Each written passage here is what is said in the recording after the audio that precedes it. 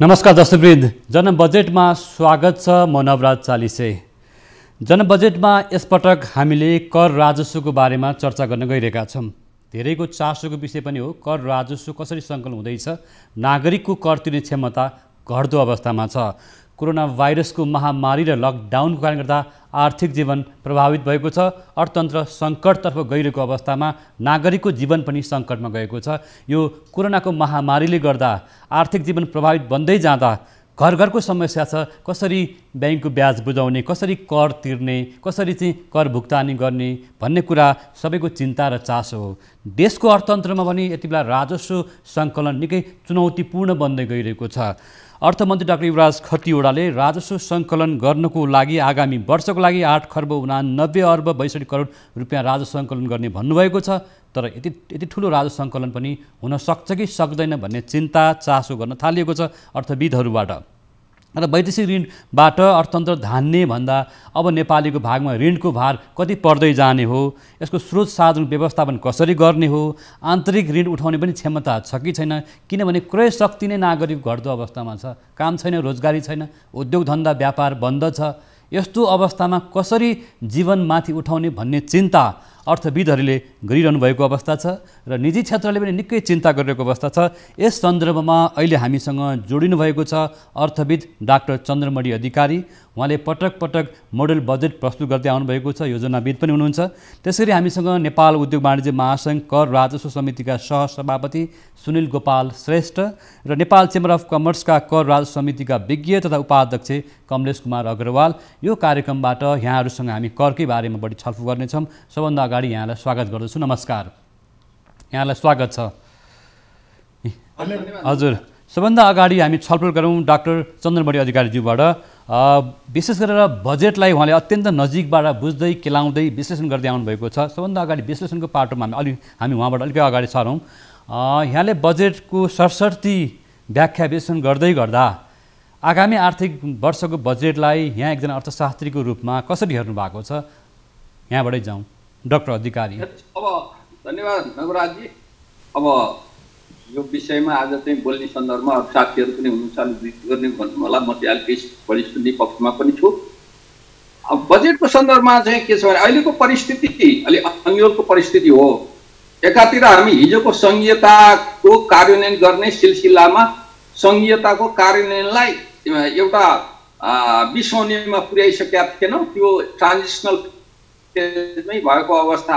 दोस्रो कुरा चाहिँ 2019मा विश्वको अर्थतन्त्र अलिक तल गएको, तर 2020मा चाहिँ विश्व अर्थतन्त्र अलिक उकालो लाग्छ भनेर अपेक्षा सुरुमा गरिएको थियो अर्थशास्त्रीहरूले, विश्व अन्तर्राष्ट्रिय सङ्घ संस्थाहरूले। तर 2020को मा अगाडि बढ्दै के भयो भने 2019को लास्टतिर आइपुग्दा त यो अमेरिका र चीनको बीचमा भएको ट्याक्स वार अनि विश्वको तेलको राजनीति, अर्थ राजनीति, ब्रेक्जिटको कारण समेतका कारणले गर्दा विश्वमा अलि मन्दी आउन थाल्यो। मन्दी आउन थालिसकेका थियो। त्यो भारतको अर्थतन्त्र पनि ओह्रालो लाग्न थालिसकेका थियो। चीनको अर्थतन्त्रमा पनि त्यो हिजोको वृद्धि नहुने अवस्था सिर्जना भएको थियो। यही बीचमा चाहिँ फेरि कोरोनाको प्रवेश भयो। कोभिड-19 नामक कोरोना भाइरसले विश्वलाई आक्रान्त बनायो। अब यो सन्दर्भमा हामी पनि त्यसभित्र बजेट निर्माण गर्ने र बजेट बनाउने पर्ने अवस्था सिर्जना भयो। त्यसकारण अन्यल अनिश्चितता र दबावको समयमा आएको बजेट, यो बजेटलाई मैले एउटा यो मिश्रित अर्थात् एभरेज खालको बजेट मान्दछु। यसले बजेटको आकारलाई अलि साइजमा राख्न खोजेको। हाम्रो सामान्यतया बजेट जहिले पनि बढ्दै जाने, तर त्यसको आकारलाई चाहिँ हिजोको भन्दा नबढेको अवस्था। अर्को चाहिँ हाम्रो हिजोको नै पनि यो कोभिड आउनुभन्दा अगाडि नै पनि हाम्रो अर्थतन्त्रमा त्यो केही कुराहरू सकारात्मक, शोधनात्मक बचतका कुराहरू सब चाहिँ र भयो। केही पर्यटन क्षेत्रमा केही सङ्केतहरू, लगानीमा पनि प्रतिबद्धतामा सङ्केतहरू आए तापनि समग्र अर्थतन्त्र र हाम्रो खर्च गर्ने क्षमता बढाउन नसकेको अवस्था, यो अवस्थामा यो बजेटले एउटा चाहिँ त्यहाँनेर बजेटको साइजलाई अगाडि बढाएन, त्यो ठिकै गर्यो। अर्को बजेटको जुन उद्देश्य लिएको छ, यसले बजेटले उद्देश्यहरू राखेका छ, उद्देश्य ठिकै छन्।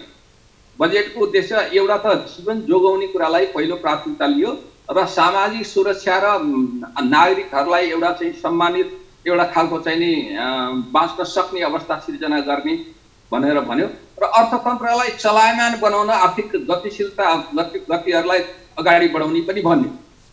अब यी साथसाथै अब तर त्यो प्राथमिकतामा आउँदाखेरि चाहिँ फेरि प्राथमिकतामा चाहिँ अब सबै कुरा प्राथमिकतामा पर्न आए। हिजोका कुरा पनि अब प्राथमिकता त दुई खालका हुने हो यसमा। हिजोको हाम्रा प्राथमिकताहरू आवश्यकताहरू र आज चाहिँ यो कोभिडले सिर्जना गरेको कारणले जुन जुन प्राथमिकताहरू सिर्जना भए, नयाँ आवश्यकताहरू सिर्जना भए, नयाँ चुनौतीहरू सिर्जना गए, त्यसको सम्बोधन गर्ने दुई प्रकृतिका प्राथमिकता हुन्। तर हामी हिजोका कुरालाई पनि जस्ता तस्तै उही खेरोमा राख्ने, आजको कुरालाई पनि गर्छु भन्ने हुँदाखेरि बजेटले अघिल्लो पङ्क्तिमा स्वास्थ्यको क्षेत्रमा हिजोको भन्दा बजेट हामीले अन्तर्राष्ट्रिय हिसाबले अन्तर्राष्ट्रिय कन्भेन्सनमा भनेअनुसार अन्तर्राष्ट्रिय दात्री संस्थाहरूसित प्रतिबद्धता जाहेर गरे अनुसार हामीले कुल बजेटको 7% भन्दा बढी चाहिँ स्वास्थ्य क्षेत्रमा लगाउँछौँ भनेको कुरो पुरा नभइरहेको अवस्थामा हामीले अहिले चाहिँ नि 1474 को बजेटमा 90 चाहिँ नि 9 अरब भन्दा माथि स्वास्थ्य क्षेत्रमा लगानी गर्छौँ भनेर भन्यौँ। तर चाहिँ नि त्यसमा अब यद्यपि त्यसमा पनि यो मूल्याङ्कन चाहिँ नि पर्फेक्ट मूल्याङ्कन भइसकेको चाहिँ छैन स्वास्थ्य क्षेत्रमा। अब अहिले पछिल्ला दिनमा चाहिँ यो संक्रमण हुनेहरूको सङ्ख्या बढिरहेको अवस्था छ। अब र चाहिँ नि क्वारेन्टाइनमा राख्नुपर्ने कुराहरू बढिराखेर अवस्था छ।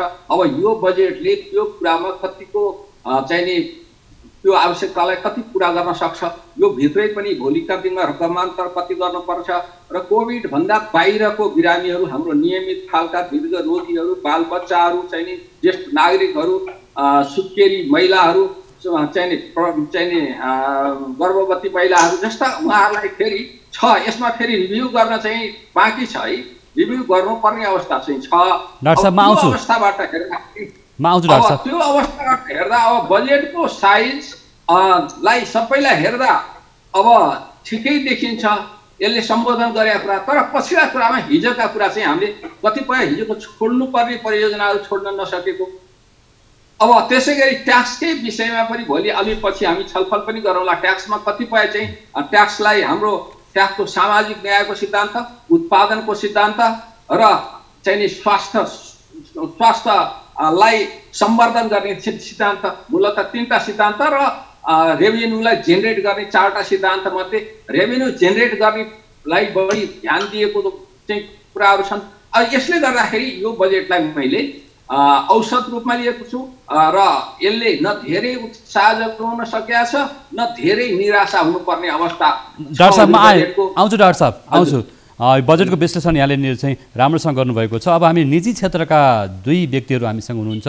नेपाल उद्योग वाणिज्य महासङ्घ कर राज समितिका सहसभापति सुनिल गोपाल श्रेष्ठ र नेपाल चेम्बर अफ कमर्सका कमलेश कुमार अग्रवाल उपाध्यक्ष। म सबभन्दा अगाडि अब सुनिल गोपाल श्रेष्ठमा जान्छु। जस्तो यहाँहरू उद्योग वाणिज्य महासङ्घले कार्य समितिको बैठक पनि बसेको छ हिजो। यो कर राजस्वको विषयमा तपाईँहरूको निर्णय के भयो? कर राजस्व जनताले चाहिँ यतिखेर भने सङ्कटको बेला छ र अब निजी क्षेत्रको धारणा, नेपाल उद्योग वाणिज्य महासङ्घको धारणा के छ? अब नागरिकको जीवन सङ्कटमा पर्दै गएको छ, कर राजस्वको चाहिँ सङ्कलन गर्ने चाहिँ सरकारको योजना छ।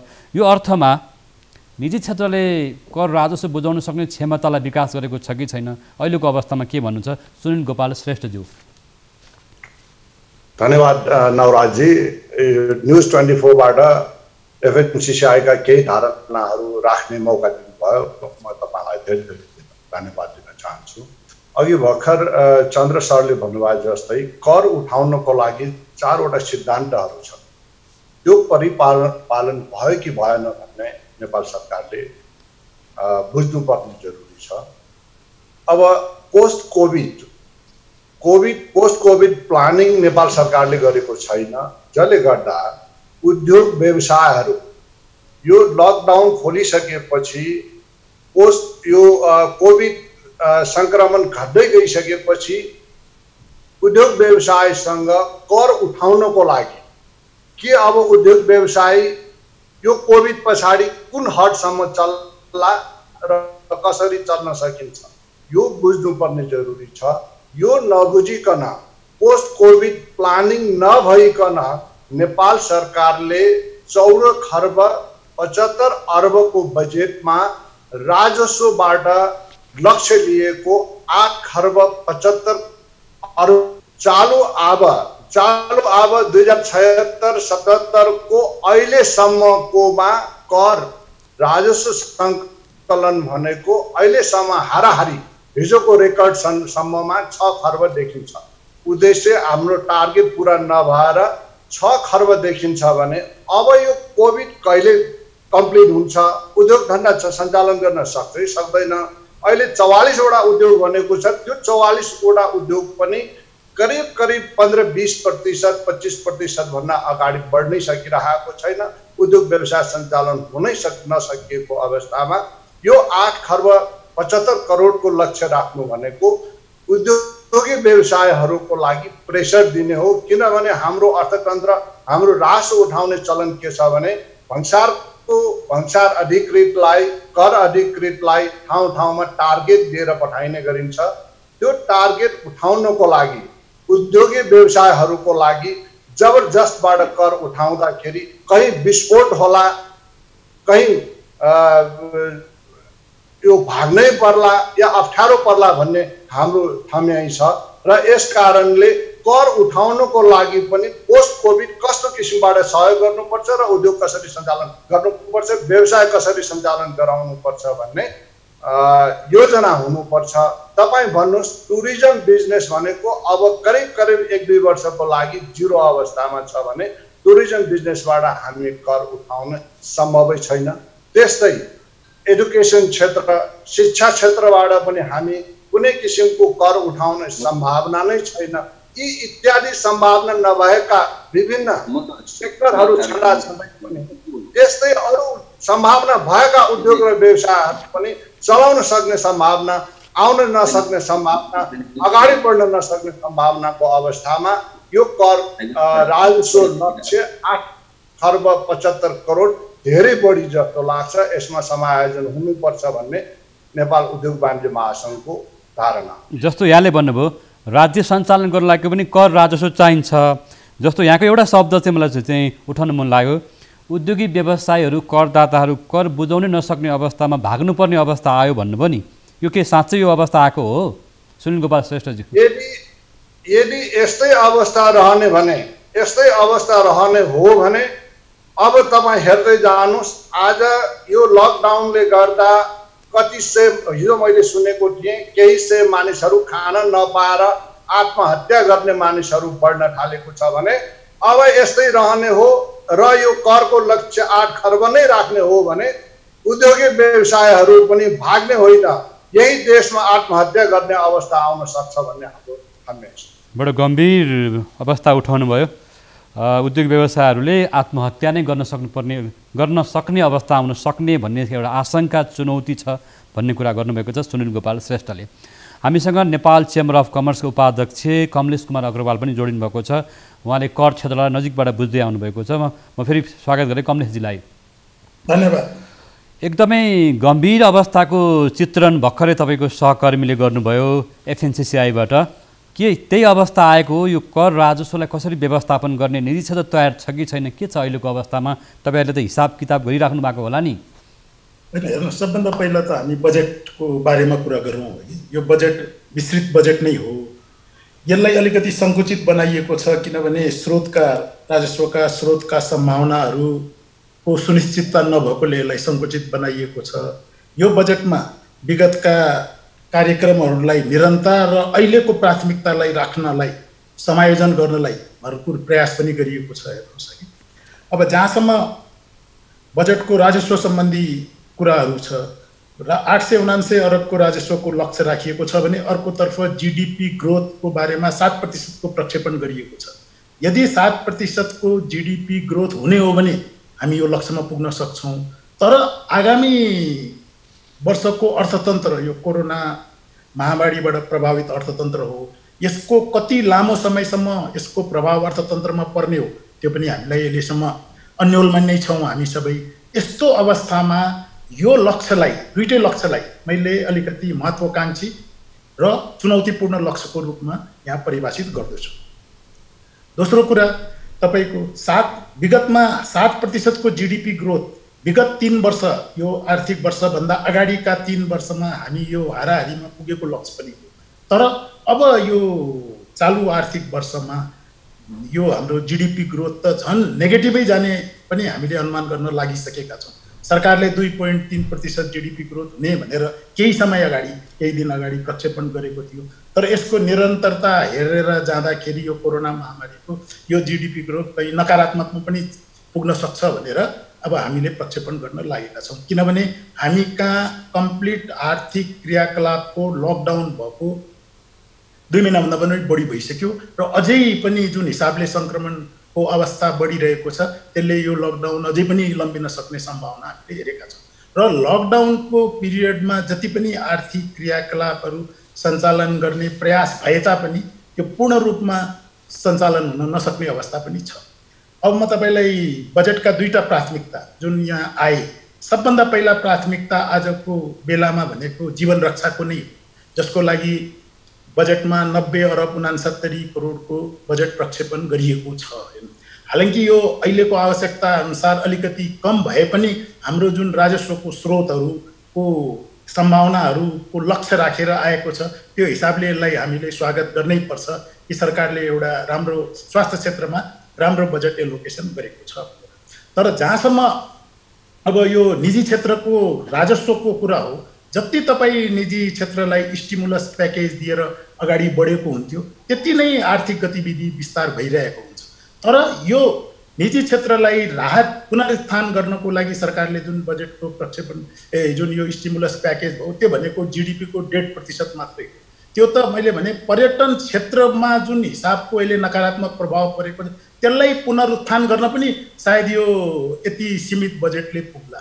निजी क्षेत्रले माग गरेको भनेको जीडीपी को कम से कम न्यूनतम 5% को यो स्टिमुलस प्याकेज चाहिन्छ हामीलाई भनेर हामीले भनेका हौँ।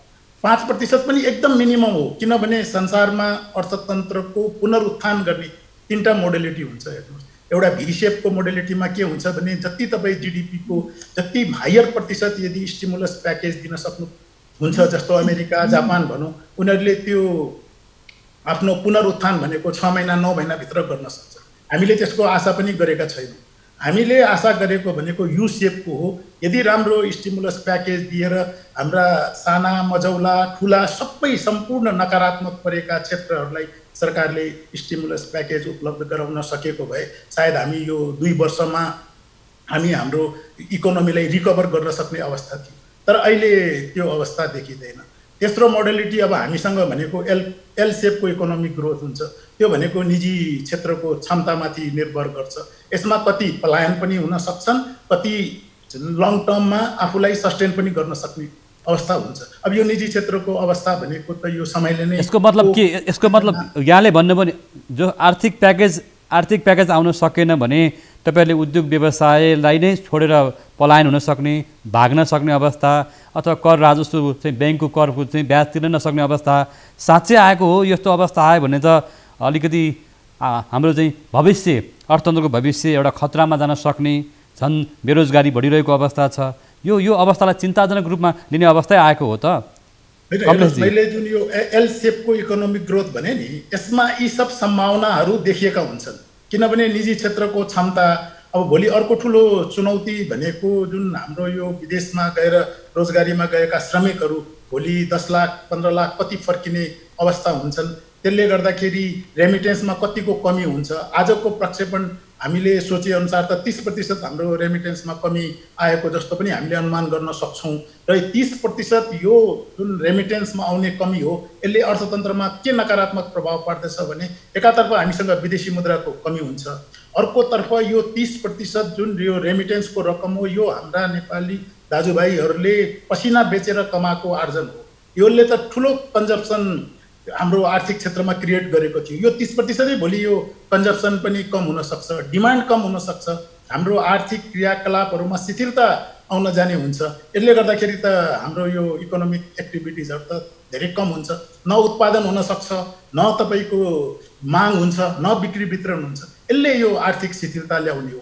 अब यस्तो अवस्थामा कति उद्योगी व्यवसायी आफूलाई सस्टेन गर्न सक्छन् सक्दैनन् यो त हामीलाई समयले नै बताउँछ। तर बजेटमा एउटा कुरा के गरिएको छ भने यो जुन अहिलेको समस्या भनेको उद्योगी व्यवसायीको लागि लिक्विडिटीको ठुलो प्रब्लम। 2 महिनाभन्दा बढीदेखि हामी लकडाउनमा छौँ।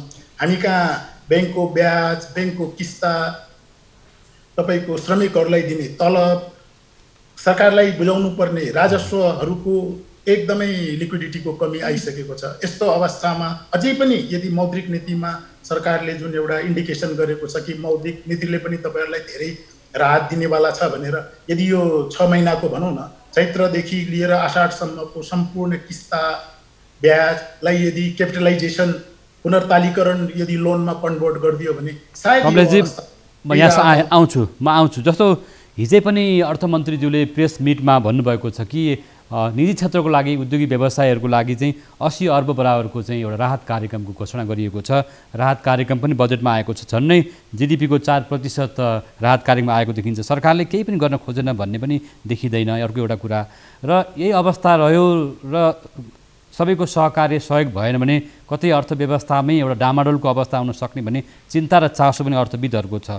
यस्तो अवस्थामा डाक्टर अधिकारी, अब निजी क्षेत्रको गुनासो यस्तो अवस्था छ, यो अवस्थामा साँच्चै अर्थतन्त्रलाई बचाउनको लागि एकदम यति बेला चतुर्यतापूर्ण नीति निर्माताहरूले काम गर्नुपर्ने हुन्छ होला।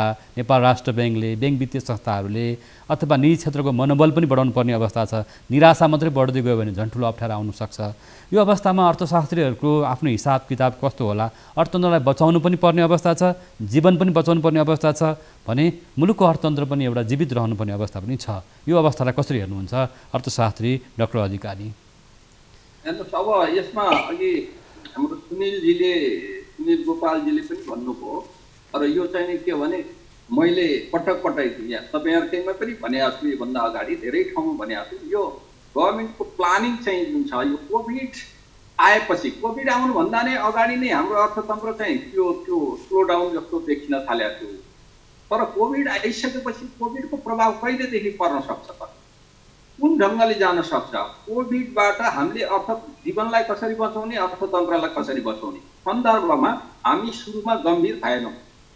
मैले 22 मार्चतिर नै के भनेको थिएँ भने अब सरकारले क्षेत्रगत मूल्याङ्कन गर्नुपर्छ। कोभिडको प्रभाव जनजीवनमा कस्तो पर्न सक्छ, स्वास्थ्य क्षेत्रमा कस्तो प्रभाव पर्न सक्छ, मान्छेको वर्किङ स्टाइलमा के प्रभाव पर्न सक्छ, क्षेत्रगत हिसाबले आर्थिक रूपले कति लस हुन सक्छ, त्यो लस रिकभरी गर्ने सम्भावनाहरू कति हुन सक्छ र के उपाय हुन सक्छ, त्यो कुराहरू उल्लेख गरेर एउटा श्वेतपत्र व्हाइट पेपर ल्याउनुपर्छ।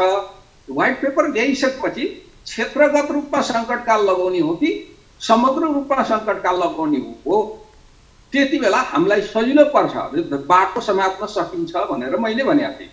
र अहिले पनि सम्म पनि सरकारले तपाईँको चाहिँ नि त्यस्तो खालको डिटेल स्टडी, अब नेपाल राष्ट्र ब्याङ्कले केही गरेका छ, अनि अब अन्तर्राष्ट्रिय संस्थाहरूले WHOले पनि नेपालको सन्दर्भमा UNDP-ले यो प्रिपेयर्डनेस र रिस्पोन्स प्लानहरू चाहिँ नि बनाइदिएको छ थोरै। तर सरकारबाट एकीकृत रूपमा त्यो आएन। त्यो आएको भए सरकारलाई नै सजिलो हुन्थ्यो। तपाईँलाई मैले एउटा कुरा के भन्दछु भने हेर्नुहोस्, अहिले विश्वमा अबका दिनमा मान्छेको काम गर्ने शैली पनि फरक पर्दछ। अब ट्राभलिङ मान्छेको हिँडाइ डुलाइ आवत जावतमा फरक पर्दछ। विश्वको माइग्रेसन पोलिसीमा फरक पर्दछ। इमिग्रेसन पोलिसीमा, माइग्रेसन पोलिसीमा फरक पर्छ। त्यति मात्रै होइन, तपाईँले अब संरचनाहरू निर्माण गर्दाखेरि, स्कुल भवनहरू बनाउँदाखेरि तपाईँले अब यो डिस्टेन्स भोलिका दिनमा पनि यस्तो आउँदो रहेछ भन्ने सम्भावना देखियो। युएसएमा पनि अनिश्चितता छ। विश्वबाट अहिले तपाईँले चाहिँ भनौँ न एउटा सामाजिक हिसाबले भन्यो भने संसारमा चलेको ह्यान्डसेक खत्तम भयो। त्यसको अर्थ के हो भने टाढा बस है तिमी भनेर भन्यो। स्कुलका बिल्डिङहरूदेखि लिएर अफिस बिल्डिङहरूदेखि लिएर तपाईँको खेलकुद मैदानदेखि लिएर सब घर बनाउँदाखेरि पनि त्यो स्पेसियस बनाउनु पर्ने त्यो कुराहरू ख्याल राख्नुपर्ने कुराहरू आइसक्यो। हेर्नुहोस् अब यो ढङ्गले अलि लामो समयसम्म सोच्छ संसारले। र अब पर्यटन क्षेत्रको रिकभरीको कुरा अहिले चाहिँ नि उहाँले पनि गर्नुभयो। वास्तवमा चाँडो रिकभरी हुँदैन, उहाँलाई धन्यवाद। मैले चाहिँ 1.5 वर्षसम्ममा भयो भने ठुलो कुरा भनेर भनेको थिएँ। चाहिँ खास गरी बाह्य पर्यटनको कुरा। अब त्यसै गरी अरूको चाहिँ हाम्रो कमलेश अग्रवालजीले पनि मलाई एउटा चाहिँ के सहज बनाइदिनु भयो भने हिजो चाहिँ मात्रै मैले यो ग्रोथ रेट चाहिँ हिजोकै एउटा चाहिँ नि चर्चित अनलाइनमा मेरो इन्टरभ्यू आएको छ। त्योभन्दा 5-7 वर्ष अगाडि नै एउटा टेलिभिजन भनेको थिएँ। अब हाम्रो 2.3% आर्थिक वृद्धि भनेर बजेटले ल्याए। यो चाहिँ अलिक पहिलेको अनुमान हो। र जबकि हामी कहाँ चाहिँ त्यो कोरोना चाहिँ नि हामी बडा स्थितिमा भएका हामी चाहिँ नि भएको हामी कहाँ त आउँदै आउँदैन जस्तो मानसिकता डेभलप भएको सरकारले पनि हल्का फुल्का लिएको बेला गरेको चाहिँ अवस्था। र विश्वको अर्थव्यवस्था 6%ले खुम्चिने 2019 को अर्थव्यवस्थालाई हेर्ने भने 6%ले खुम्चिने अवस्था भनेको 3% वृद्धि भइराखेको ठाउँमा 3% माइनस हुने अवस्था। अमेरिकाको अर्थव्यवस्था पनि तपाईको 7% 8%ले खुम्चिने अवस्था। युरोपको त्यस्तै। र भारतमा पनि चाहिँ आइएमएफले गरेको केही दिन अगाडि 3 हप्ता अगाडि गरेकोमा चाहिँ के थियो भने 1.9% को ग्रोथ हुन्छ भनेको थियो। चीनको 1.2%। अब उनीहरूले आफैले नेगेटिभ जान्छ भनेर भनिसके भनेपछि हाम्रो चाहिँ अब नेगेटिभ गइदिएन र शून्यमा भयो भने तपाईको भाग्य भन्नुपर्ने स्थिति यो छ। यो अवस्थामा हामीले कमसे कम दुईटा कुरा, एउटा बजेटलाई अहिलेलाई बजेटमा पनि ती कुराहरू कहाँसम्म सम्बोधन गर्नलाई सजिलो हुन्छ प्लानिङ भएको भए। अर्को चाहिँ एउटा कुरा 3 वर्षीय रणनीतिक योजना बनाउनु पर्छ। जस्तो तपाईले पुनर्निर्माणको लागि भूकम्पपछिको पुनर्निर्माणको लागि तपाईले जसरी गर्नुभएको थियो त्यसै गरी यो यसबाट अर्थतन्त्रलाई जीवनलाई र अर्थतन्त्रलाई सामान्यीकरण गर्ने र त्यसमा गति दिने र हाम्रो हिजोका लक्ष्यहरू चाहिँ तपाईको 2030 सम्ममा मध्यम आएको राष्ट्र बनाउने। डाक्टर साहब यहाँनिर मैले यहाँले उठाउनु भएको विषयमा आए जस्तो भनेर भनेका छौँ है। ती कुरा गर्न हामी 30 मा सक्छौँ सक्दैनौँ। त्यो कुरालाई पनि एउटा प्रोजेक्सन गरेर अब हामीले चाहिँ यो 3 वर्षको रणनीतिक योजना पनि ल्याउनु पर्ने आवश्यकता देखेको छु मैले। डाक्टर साहब एउटा कुरा म यहाँकै विषयमा आएँ यति ठुलो महत्त्वाकांक्षी कार्यक्रम किन ल्याएको होला? यहाँले जुन अन्तर्राष्ट्रिय चाहिँ फोरमहरूले गरेको अनुमान आकलनहरूको बारेमा उल्लेख गर्नुभयो। यति धेरै आर्थिक वृद्धि र 7% आर्थिक वृद्धि हुन सक्छ कि सक्दैन यो महत्त्वाकांक्षी छ भनेर अर्थशास्त्रीले भनिराख्नु भएको छ। अर्थमन्त्रीले के आधारमा यो आकलन गर्नुभयो होला? किनभने कोभिड-19 अथवा कोरोना भाइरसको महामारीको प्रकोप कहिलेसम्म जान सक्छ भन्ने अनुमान गर्न सकिँदैन भनेर यहाँले पनि भन्नुभयो। र अन्तर्राष्ट्रिय जगतमा पनि चाहिँ विकसित मुलुकहरू अथवा सम्पन्न मुलुकहरूको अर्थतन्त्र पनि खुम्चिँदै गएको छ। अन्तर्राष्ट्रिय दाताहरूको अर्थतन्त्र पनि कमजोर बन्दै गएको अवस्थामा के साँच्चै यहाँले जुन खालको चिन्ता चाहिँ गर्नुभयो अर्थविदको रूपमा के नेपाल सरकारले यी सबै कुराको आकलनै नगरिकन बसेको अवस्था हो त? यहाँहरूले जुन कुरा भन्नुभयो नि यति बेला होइन। अब यस्तो छ, अब आकलनै गरेन भनेर त कसरी भन्नु? अब अर्थमन्त्री नै चाहिँ विज्ञ विद्वान अर्थमन्त्री हुनुहुन्छ, उहाँका चाहिँ सहयोगीहरू हुनुहुन्छ। यत्रो नेपाल सरकार वित्तीय भएको सरकार छ, विभिन्न एजेन्सी राष्ट्रिय योजना आयोग छ, अनि यो छ। त्यसकारण उहाँहरूले गर्नु भएन भने होइन। तर हाम्रो दृष्टिकोणबाट हाम्रो परिप्रेक्ष्यबाट म एउटा अर्थशास्त्रको विद्यार्थी, डेभलपमेन्टको विद्यार्थी र फिस्कल पोलिसीको विद्यार्थीको हैसियतले हेर्दाखेरि तपाईँले कुनै पनि काम गर्दाखेरि त्यसमा क्यालकुलेसनको आवश्यकता हुन्छ, गणनाको आवश्यकता हुन्छ। अघिल्लो साल चाहिँ तपाईँले आर्थिक वृद्धिको जुन कुरा गर्नुभयो, अघिल्लो साल चाहिँ तपाईँले 1532 अर्बको बजेट ल्याउनु भएको थियो र अर्थतन्त्र अलिकति सामान्य अवस्था भनौँ न, सामान्य अवस्था ढङ्गले ग्रोथमा अगाडि बढिराखेको छ भन्ने थियो र 408 अर्बको पुँजीगत खर्च गर्छु भनेर चाहिँ पुँजीगत खर्च छुट्याउनु भएको थियो र निजी क्षेत्रमा चाहिँ करिब चाहिँ 14-15 खर्ब चाहिँ वैदेशिक लगानीको प्रतिबद्धता प्राप्त भएको अवस्था सम्मेलन यो कन्फरेन्सबाट र लगानी बोर्डबाट र त्यो उद्योग विभागबाट समेत गर्दाखेरि त 24-25 खर्ब रुपियाँ चाहिँ नि त्यो प्रतिबद्धता प्राप्त आइसकेको अवस्था र त्यो त्यसमध्येको केही रकम चाहिँ गत सालभन्दा चाहिँ केही बढेर आएको अवस्थामा पनि हामीले के गरेका थियौँ 8.5% को ग्रोथ भनेर भनेका थियौँ। तर त्यो ग्रोथ मध्यावधिको सरकारले मध्य 6 महिनाको चाहिँ अर्थतन्त्रको मूल्याङ्कन गर्दा नै बजेटको मूल्याङ्कन गर्दा नै भन्न चाहिँ भनेन 8% 8.5 हाराहारीमा पुग्छ झन्डै पुग्छ भन्ने शब्द प्रयोग गर्यो। तर अन्तर्राष्ट्रिय सङ्घ संस्थाहरूले र वित्तीय संस्थाहरूले के भनिसकेका थिए भने चाहिँ नि 6% को हाराहारीमा मात्रै ग्रोथ हुन्छ भनेर भनिसकेको अवस्था थियो त्यो अवस्था। तर अहिले हामीले एकातिर बजेटको आकारलाई घटाएका छौँ। पुँजीगत खर्च चाहिँ गत सालभन्दा हामीले 24-25 अर्ब रुपियाँ घटाएका छौँ। 352 अर्ब रुपियाँ भनेको चाहिँ नि 352 मा 408 352 भनेको झन्डै 50 अर्ब रुपियाँ हामीले घटाएका छौँ। हामीसित निजी क्षेत्र उहाँको यी साथीहरू हुनुहुन्छ उहाँहरूले पनि भन्नु होला निजी क्षेत्रले हिजोको जस्तो लिभरेज निजी क्षेत्र छैन। चालु खर्च राजस्वमा 890 अर्ब लक्ष्य भन्ने हो त्यो चाहिँ देखिदाको यहाँहरूले भन्नुभयो त्यो लक्ष्य 10 खर्ब 12 अर्बको लक्ष्य हो किनभने 122 अर्ब रुपियाँ 122 अर्ब भनेको 1 खर्ब 22 अर्ब र तपाईँको यो राजस्व बाँडफाँड जुन मूल्य अभिवृद्धि कर र एक्साइज ड्युटी र राइट उठाइन्छ त्यो डिभिजिबल फन्डमा लगेर राखेर त्यो तीनटा तहमा बाँड्ने रकम त त्यो अर्कै छँदैछ। त्यसकारणले लक्ष्य त 1012 को हो अर्बको हो। त्यसकारणले अब एकातिर त्यो छ भने चालु खर्चपट्टि हामीले चाहिँ के गर्यौं अब यतापट्टि छुट्याएको रकम मध्ये संरचनाभित्र ल्याएको राजस्व 890 अर्ब तर चाहिँ 948 अर्ब 49 अर्ब चाहिँ तपाईको चालु खर्च। त्यसो गर्दाखेरि तपाईको झन्डै कति 59 अर्ब चाहिँ तपाईको चाहिँ नि राजस्वले पुग्दैन चालु खर्चलाई। त्यो पैसा तेललाई हामीले के भन्छौँ भने रेभिन्यू डेफिसिट भनेर भन्छौँ।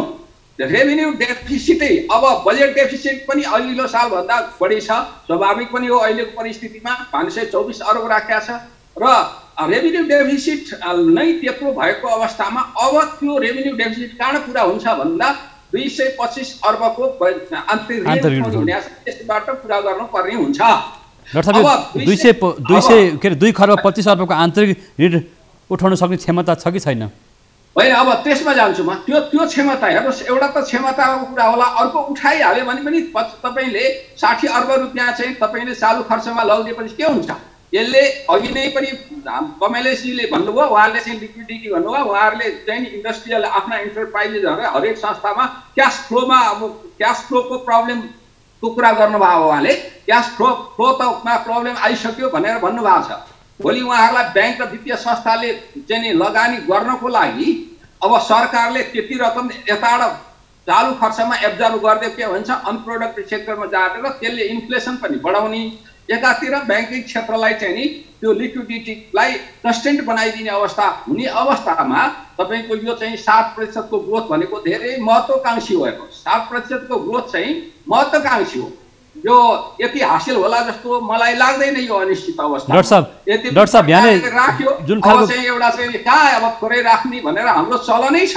यो हुने भन्दा तपाईको अहिलेसम्म चाहिँ राख्या ग्रोथ डाक्टर अधिकारी एकैछिन हजुर यहाँले डाक्टर अधिकारी आफै पनि चाहिँ कर विज्ञ हुनुहुन्छ उहाँले करको विषयमा धेरै कोणबाट व्याख्या गरिसक्नु भएको छ आशंका पनि गरिसक्नु भएको छ।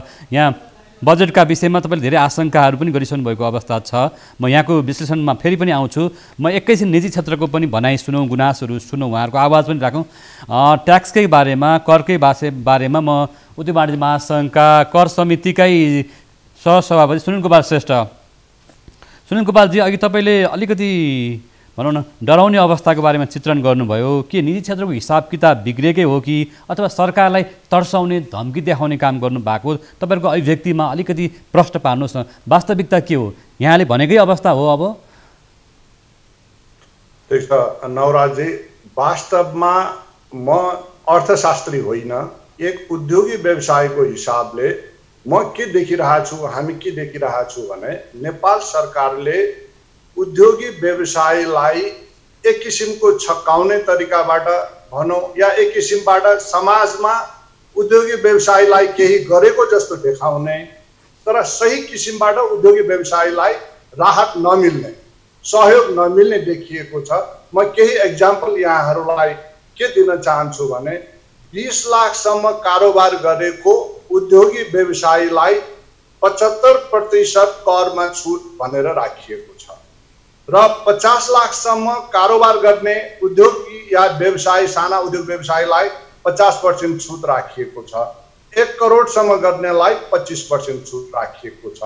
तपाईं भन्नुहोस् 20 लाख कारोबार गर्ने कुनै पनि व्यक्तिको एकल व्यक्ति भए 4 लाखसम्म नेट प्रॉफिट भएसम्म उसले ट्याक्सै तिर्नु पर्दैन भने यो 75% सरकारले किन दिनु पर्यो? यो 50 लाख कारोबार गर्ने व्यक्ति दम्पति भए 4.5 लाखसम्म त उसले करै तिर्नु पर्दैन बाबा।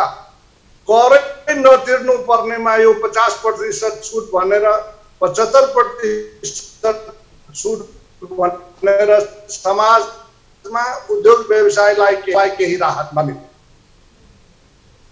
त्यसले गर्दा पनि नेपाल उद्योग वाणिज्य महासंघ गम्भीर ध्यानाकर्षण गर्न चाहनु भने उद्योगी व्यवसायलाई छुट जरुरी नै छैन। जबकि 4 लाखसम्म आम्दानीलाई करै तिर्नु नपर्ने, 4 लाखसम्म प्रॉफिटलाई केही ट्याक्स तिर्नु नपर्नेलाई 75% के को छुट चाहियो? यस्ता कुराहरू देखेर उद्योग वाणिज्य महासंघ पनि छ भने स्टिमुलस प्याकेजको हकमा 1 खर्ब रुपियाँ छुट्याइएको छ। तर त्यसमा अर्को क्याप एउटा के लगाएको छ भने ए क्लास बैंकको ब्रान्चहरूले 10 वटा क्लाइन्टहरूलाई मात्र दिन सक्ने र अरू डेभलपमेन्ट बैंकहरूले 5 वटा क्लाइन्टहरूलाई मात्र दिन सक्ने भन्दाखेरि के यो सबै तल साना मझौला उद्योगदेखि ठुला उद्योगसम्मलाई एक्सेस पाउँछ? त्यो त कुनै हालतमा पाउँदैन। यो पनि के लोकप्रिय देखाउनको लागि नेपाल सरकारले अमाउन्टको रूपमा 1 खर्ब देखायो तर उद्योगी व्यवसायको हकमा पाउने भनेको 50% पनि यहाँ आउँदैन। र मैले यो पनि सुनेको छु कि अस्ति साना तथा मझौला उद्योगीहरूलाई 2% बैंकमा ब्याजमा छुट भनेर जुन लगाएको छ त्यो 60 अर्ब पनि यसै मार्फत घटाइन्छ र 40 अर्ब मात्र पाउँछ भन्नेको पनि मैले सुने। यस्तो यदि हो भने नेपाल सरकारले कहीँ उद्योगी व्यवसायलाई झुक्काएको त होइन भन्ने शंका यसमा उब्जिएको छ भने अर्कोतर्फ हामीले आजभन्दा तपाईलाई याद होला दोन्डो कालको अवस्थामा यति 10% लाई 13% गरिएको थियो ताकि त्यो बेला उद्योग व्यवसाय र नेपाल सरकार एउटा भद्र सहमतिको हिसाबले 10% लाई 13% लगेको र अहिले र नेपालीहरूको पर्चेजिङ क्यापेसिटी पनि बढोस्, केही मूल्यहरूको बजार मूल्य पनि कम होस् भनेर हामीले 13% भ्याटलाई 10% गर्नको लागि हामी निवेदन दिएका थियौं। त्यो पनि पूरा भएन।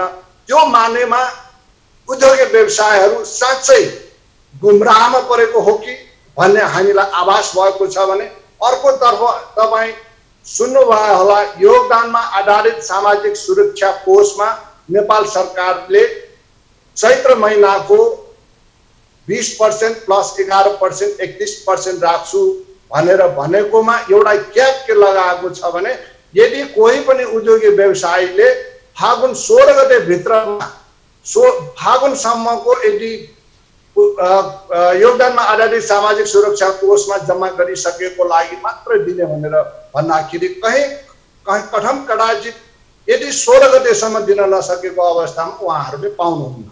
त्यसको मतलब के हो भने दिने जस्तो गर्ने र त्यसमा कुनै किसिमको गेरहरू लगाउने यी इत्यादि कामहरूले गर्दा नेपाल उद्योग वाणिज्य महासंघ यो बजेट देखेर बडा अलमल्ल भएर अचम्म भएर यसमा हेरिराखेको छ। भनेपछि बजेटप्रति तपाईहरु सन्तुष्ट देखिनु भएन, घुमाएर कर लगाइयो अथवा भनौँ न घुमाउरो बाटोबाट कर उठाउने काम भएको छ भन्नुभएको छ हैन? अब हामी व्यवसायलाई दिएको जस्तो देखाउने तर इन्डाइरेक्ट रूपबाट कर बढी थपिदिने त्यो हिसाबमा हामी देखिएको छ। जस्तै उद्योगको लागि हामीले 2 तह भन्सारमा कच्चा पदार्थको भन्सार कम हुनुपर्छ भनेकोमा 1 तह त गरियो, तर 1 तह यस्तोमा गरियो जुन हार्मोनिक कोड अनुसार अन्यल भइरहेको हार्मोनिक कोडमा मात्रै भन्सार बढाएको छ, तर साँच्चैको कच्चा पदार्थहरूमा भन्सार घटाएको देखिएको छैन। यी इत्यादि कारणले गर्दा उद्योग व्यवसायहरू साँच्चै नै अलमल्ल परिरहेको छ यो बजेटले गर्दा। तपाईको पनि गुनासो नै बढिरह्यो, निजी क्षेत्रलाई झुक्काएर कर लगाउनु। अर्को कुरा पनि के देखिएको छ भने औद्योगिक ग्रामहरूमा औद्योगिक क्षेत्रहरूमा सञ्चालन गरेका उद्योगहरूलाई विभिन्न किसिमका के छुट दिएको देखिएको छ, तर नेपालमा सबै उद्योगहरू औद्योगिक क्षेत्रभित्र औद्योगिक ग्रामभित्र उद्योग सञ्चालन गरेको छैन र हुन सक्दैन पनि। त्यस कारणले कसैलाई काखा कसैलाई पाखा गर्नु हुँदैन भन्ने पनि उद्योग वाणिज्य महासङ्घको धारणा। सुनिल गोपाल श्रेष्ठले पनि धेरै कुराहरू व्याख्या गर्नुभयो, तपाईँले पनि भन्नुभयो, स्वयं डाक्टर अधिकारी भनिरहनु भएको। साँच्चै त्यस्तो अवस्था छ भने त तपाईँले अर्थमन्त्रीलाई अथवा अर्थमन्त्रीको टिमलाई, बजेट निर्माणमा रहेको टिमलाई, अर्थ मन्त्रालयका सचिव, बजेट महाशाखा अथवा उद्योग मन्त्रालयका सचिव अथवा उद्योग मन्त्री कसलाई भन्नुपर्ने हो? तपाईँले भन्नु भएन कि निजी क्षेत्रले चाहिँ भनेर सुरुमा बजेट आएपछि स्वागत गर्ने, ओहो बजेटमा केही पनि रहेछ हाम्रो लागि ल बर्बाद भयो भन्ने जस्तो कुराहरू पछि पनि हुने गरेको छ, योभन्दा अगाडि पनि भएको छ। चित्त दुखेको छ भने बजेट यो अवस्था हो, कोभिड-19ले उद्योग व्यापारको अवस्था यो छ, श्रमिक मजदुरको अवस्था यो छ, ब्याङ्क वित्तीय संस्थाको हामीले चाहिँ बुझ्नुपर्ने ब्याजको अवस्था यो छ, साँच्चीकै हाम्रो चाहिँ आयोजना बन्द भएको छ, परियोजनाहरू बन्द छन् भन्ने कुरा तपाईँहरूले किन लिखित रूपमा दिनुहुन्न? तपाईँहरूले अर्थमन्त्री भेट्नुहुन्छ, अर्थ मन्त्रालय गइरहनुहुन्छ, यो अवस्था त यो प्रश्न पार्नुहोस् न। होइन, यो वास्तवमा जनस्तरमा भएको कुराहरू उठाउनु खोजेको। वास्तवमा बजेट आउँदा सुरुमा हाम्रो निजी क्षेत्रले स्वागत गरे जस्तो, मिश्रित प्रतिक्रिया दिए जस्तो हुन्छ, पछि बजेटमा केही पनि रहेनछ ल बर्बाद भयो भन्ने जस्तो कुराहरू आउँछ र नागरिकलाई पनि यसले अप्ठ्यारो पर्छ। यसले चाहिँ रोजगारी सिर्जना हुन सक्दैन, 8 लाख चाहिँ रोजगारी सिर्जना गर्ने भनेको छ बजेटमा। वास्तवमा यो के हो त? तपाईँहरू चाहिँ रोजगारी सिर्जना गर्न सक्ने अवस्थामा हुनुहुन्छ हुनुहुन्न? मैले यहाँलाई एउटा कुरा भनेको, निजी क्षेत्रको आवाजलाई तपाईँहरू च्याम्बरको मात्रै होइन कि उद्योग वाणिज्य महासङ्घ मात्रै होइन कि उद्योग परिसङ्घको मात्रै होइन, समग्र निजी क्षेत्रको भावना बोलिदिनुहोस्, के भएको हो? यहाँ यस्तो छ नवराजी, हेर्नुहोस्, यो जुन बजेटमा अघि यहाँले भन्नुभयो नि, यहाँले मलाई स्पष्ट गर्नै दिनु भएन कि यसपल्ट निजी क्षेत्रको लागि 80 बिलियनको राहत दिएका छ अर्थमन्त्रीजीले भन्नुभयो भनेर यहाँले भन्नुभयो। मैले यहाँलाई स्पष्ट गरेँ, स्टिमुलस प्याकेज 1.5% भन्दा बढीको आएको छैन। निजी क्षेत्र पनि अल्मलिएको छ। जुन 1 अरबको कुरा आइरहेछ त्यो रिफाइनेन्सिङ हो नेपाल राष्ट्र ब्याङ्कको, त्यो नर्मल आर्थिक प्रक्रियामा आएको त्यो 1 अरबको यो तपाईँको 100 अरबको जुन एउटा आइरहेछ त्यो भनेको 50 अरब त पहिला पनि नर्मल प्रक्रियामा प्राथमिकता प्राप्त क्षेत्रहरूको लागि, रुग्ण उद्योग क्षेत्रहरूको लागि दिएको हो। त्यसलाई त हामीले 2-3 वर्ष अगाडिदेखि नै मौद्रिक नीतिमा त्यसको लागि 100 अरब चाहियो भनेर माग गरिरहेका छौँ। त्यसलाई अहिलेको निजी क्षेत्रको प्याकेजमा जोड्नु भएन। नम्बर 1, यो स्टिमुलस प्याकेज भनेको पुनरुत्थानको लागि आएको प्याकेज हो, जुन सरकारले 50 अरब स्पष्ट रूपमा तपाईँको पर्यटन क्षेत्र, घरेलु साना उद्योगको लागि तोकेको छ। यो भनेको अत्यन्त नोमिनल एमाउन्ट हो। यसले इकोनोमिक रिकभरी पुनरुत्थान हुन्छ जस्तो मलाई लाग्दैन र यसको पोस्ट पनि उहाँले झन्डै 20 अरब राख्नु भएको छ ब्याजको कम्पेन्सेसन। यो जबकि पुनरुत्थान स्टिमुलस प्याकेज जहिले पनि नोमिनल इन्ट्रेस्ट रेटमा हुन्छ, त्यो 2% भन्दा बढी हुनुहुन्न थियो। तर कमलेशज्यू, जस्तो यो यहाँले निजी क्षेत्रले राहतको कार्यक्रम माग्दै गर्दा म एउटा प्रसङ्ग जोडेँ। सरकारको आफ्नो आन्तरिक क्षमता नै हुनु पर्यो, किनभने सरकार आफै पनि सरकार सञ्चालन गर्नुपर्ने अवस्था छ, स्वास्थ्य क्षेत्रमा बजेट छुटाउनु पर्ने छ, दायित्व सरकारको पनि धेरै हुनसक्छ। यस्तो अवस्थामा सरकारी क्षमता पनि घट्दो अवस्थामा छ, सरकारको स्रोत साधन खुम्चँदै गएको अवस्था छ, तपाईँहरूको गुनासो पनि छ। यस्तो अवस्थामा यहाँले मागे जति नै दिन सक्ने अवस्था छैन भनेर अर्थमन्त्रीले भोलिभन्दा अगाडि बोल्दै आउनुभएको छ। वास्तवमा के हो त? सरकारको क्षमता के हो? यस्तो अवस्थामा विकल्पहरू पनि दिनुहोस् न, विकल्पहरू के हुन सक्छन्? हेर्नुहोस्, यो लकडाउनलाई धेरै नल्याउने, सिस्टमेटिक ढङ्गले लकडाउनलाई एउटा मतलब सोसल डिस्टेन्सिङ र अन्य अन्तर्राष्ट्रिय मापदण्ड अनुसार सबै उद्योग व्यवसायीहरूलाई खुल्न लगाउने क्या। यो लकडाउन पनि धेरै लामो राख्नु भएन। एकातर्फ सरकारको पनि क्षमता छैन, अर्को उद्योगी व्यवसायीलाई पनि अलिकति पनि भए पनि यदि आर्थिक क्रियाकलाप गर्न दिएन भने त्यो अवस्था के हुन्छ यहाँ आफैले कल्पना गर्न सक्नुहुन्छ। हेर्नुहोस्, अर्को कुरा बजेटका धेरै यसमा पक्ष र विपक्षमा सकारात्मक नकारात्मक धेरै कुरा छ। यसपल्टको जुन अघि यहाँले राजस्वको कुरा गर्नुभयो, यसपल्ट अन्तशुल्कको दर र दायरा पनि बढाइएको छ धेरै मात्रामा, जबकि हाम्रो सिद्धान्तले एकल कर प्रणाली मूल्य अभिवृद्धि कर जाँदाखेरि अन्तशुल्कलाई सीमित नकारात्मक लिस्टमा भएका वस्तुहरू तथा वातावरणहरूलाई प्रभाव पार्ने खालका कुराहरू बाहेक अरू चिजमा अन्तशुल्क लाग्नु हुँदैन। यसपल्ट तपाईँ हेर्नुहोस्, आर्थिक ऐन हेर्दाखेरि धेरै क्वान्टिटीमा अन्तशुल्कहरू बढाइएको छ र भन्सार दर बढाइएको छ। तपाईँको हामीले त भन्सार दर खारेज गरेर अनौपचारिक अर्थतन्त्रलाई न्यूनीकरण गर्दै जाउँ भन्दा पनि यसपल्ट भन्सार दर त वृद्धि गरिएकै छ। तपाईँको आयकरका दरहरू घटाइएका छैनन्। आज हामी त प्रतिस्पर्धी कर नीतिको माग सरकारसँग गरेका थियौँ। आज भारतमा यत्रो ठुलो करका दरहरू घटाइएका छ। यसले गर्दाखेरि अप्ठ्यारो के हुन्छ भने विदेशी लगानी हामी कहाँ आउन सक्दैन। हरेक आर्थिक क्रियाकलाप, हाम्रा रिसोर्सेसहरू युटिलाइज गर्नलाई हामीलाई विदेशी लगानीको पनि आवश्यकता पर्छ। तर प्रतिस्पर्धी भएन भने त हामी कहाँ कोही पनि। कमलेशज्यू, म एउटा प्रसङ्ग उठाउन चाहन्छु। यो वास्तवमा हाम्रो त जनस्तरमा नि यो कुरा उठ्ने गर्छ। भन्सार छलीका घटनाहरू पनि हाम्रो धेरै हुन्छन्। कर चुहावट, राजस्व चुहावट, राजस्वभित्र हुने भ्रष्टाचार, अनियमितताहरू, कर छली अथवा कर प्रशासनमा हुने ढिलासुस्ती अथवा भनौँ कर चुहावट प्रति यहाँले पनि भन्नुभयो इन्फर्मल इकोनोमी अथवा हाम्रो डन संस्कृतिको अर्थतन्त्र, चोरी पैठारी, भन्सार छली, यहाँ विभिन्न तहका कुराहरू उठ्ने भएको हुनाले तपाईहरूले यो समस्यालाई भोग्दै पनि आउनुभएको छ, वास्तविकता बुझ्दै पनि आउनुभएको छ। डाक्टर अधिकारीले नि कुरा भन्नै होला अहिले एकछिनपछि। यस कारणले गर्दा हाम्रो भारतसँगको खुला सिमाना, चीनको उत्तरी बोर्डरबाट हुने चाहिँ तस्करी पनि बेला बेला उठ्ने गर्छ। तस्करीबाट मालवस्तु भित्रने भन्ने पनि कुरा छ। मैले यो प्रसङ्ग किन उठाएँ भन्दाखेरि हामी सरकारले राजस्व उठाउन सकेन, क्षमता भएन, एउटा कुरो। आज नागरिकहरू विभिन्न अप्ठ्यारोमा पर्दै गएको छ यो अवस्था। अनि सरकारले चाहिँ आन्तरिक ऋण उठाउने भनेर नागरिकलाई नै ऋणको भार थप्दै जाने अथवा विदेशबाट ऋण बोक्ने, त्यो पनि जनताकै भारमा पर्ने ऋण पनि जनतालाई चाहिँ ऋणको भार पर्दै जाने। सरले कर प्रशासनलाई चुस्त बनाउन नसक्ने, कर छली कर प्रकरणका घटनाहरू पनि आइरहने। यो अवस्थाले कता कता हाम्रो अर्थतन्त्र अनौपचारिक रूपमा जाँदै खोजेको, असङ्गठित रूपमा जान खोजेको, सिस्टमभन्दा बाहिरबाट हिँड्न खोजेको भन्ने गुनासो पनि पटक पटक उठ्ने गर्छ। मैले यसलाई अलिकति केही कुराहरू जनस्तरमा उठेको हुनाले यहाँहरूसँग यसलाई प्रश्न पार्न मात्रै चाहेको हो। हाम्रो 65% भन्दा पनि बढी कारोबार भारतसँग छ। हाम्रो सम्पूर्ण खुला सिमानामा छ। भारतमा करका दरहरू घट्दै जाने, हामी कहाँ करका दरहरू बढ्दै जाने, यस्तो अवस्थामा तपाईँको अनौपचारिक अर्थतन्त्रले त प्रश्रय पाउँछ। जबसम्म करका दरहरू कम्पिटेटिभ हुँदैनन् तबसम्म अनौपचारिक अर्थतन्त्र हामी समाप्त गर्न सक्दैनौँ, यसलाई न्यूनीकरण पनि गर्न सक्दैनौँ। त्यसैले हाम्रो भनाइ के थियो भने हामी भन्सारका दरहरू पनि क्रमशः घटाउँदै जाउँ, करका दरहरू पनि घटाउँदै जाउँ, हामी कहाँ उत्पादनमूलक उद्योगहरूको प्रमोट गरौँ, हामीले आफूलाई आत्मनिर्भर बनाउनतिर लाउँ। यसको लागि त प्रतिस्पर्धी अर्थतन्त्रको आवश्यकता पर्छ नि त। तर हरेक क्षेत्रबाट हामी यदि सङ्कुचित भयौँ भने हामी कहाँ कसरी आर्थिक गतिविधिहरू विस्तार हुन्छ? म यहाँलाई नै यो प्रश्न गर्न चाहन्छु। जस्तो कर छलीका घटनाहरूमा कर प्रशासनमा चाहिँ भ्रष्टाचार छ, अनियमितता छ भने त्यो कुरालाई निजी क्षेत्रले बोल्नुपर्छ जस्तो मलाई लाग्छ। म यो विषयमा नै आउँछु। म अब अलिकति डाक्टर अधिकारीसँग जोड्न चाहेँ। अब हामीले अलिकति केही कुराहरू उठाइसक्यौँ।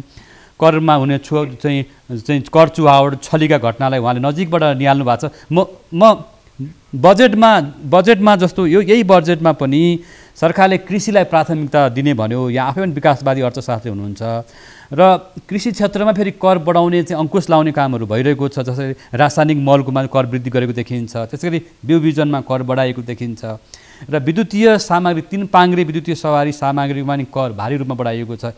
एकातिर विद्युतको उत्पादनलाई बढाउने पनि भन्ने अनि विद्युतको सामग्रीमा कर लगाउन खोज्ने, करमा कस्ने, यो किन यसो गरेको होला?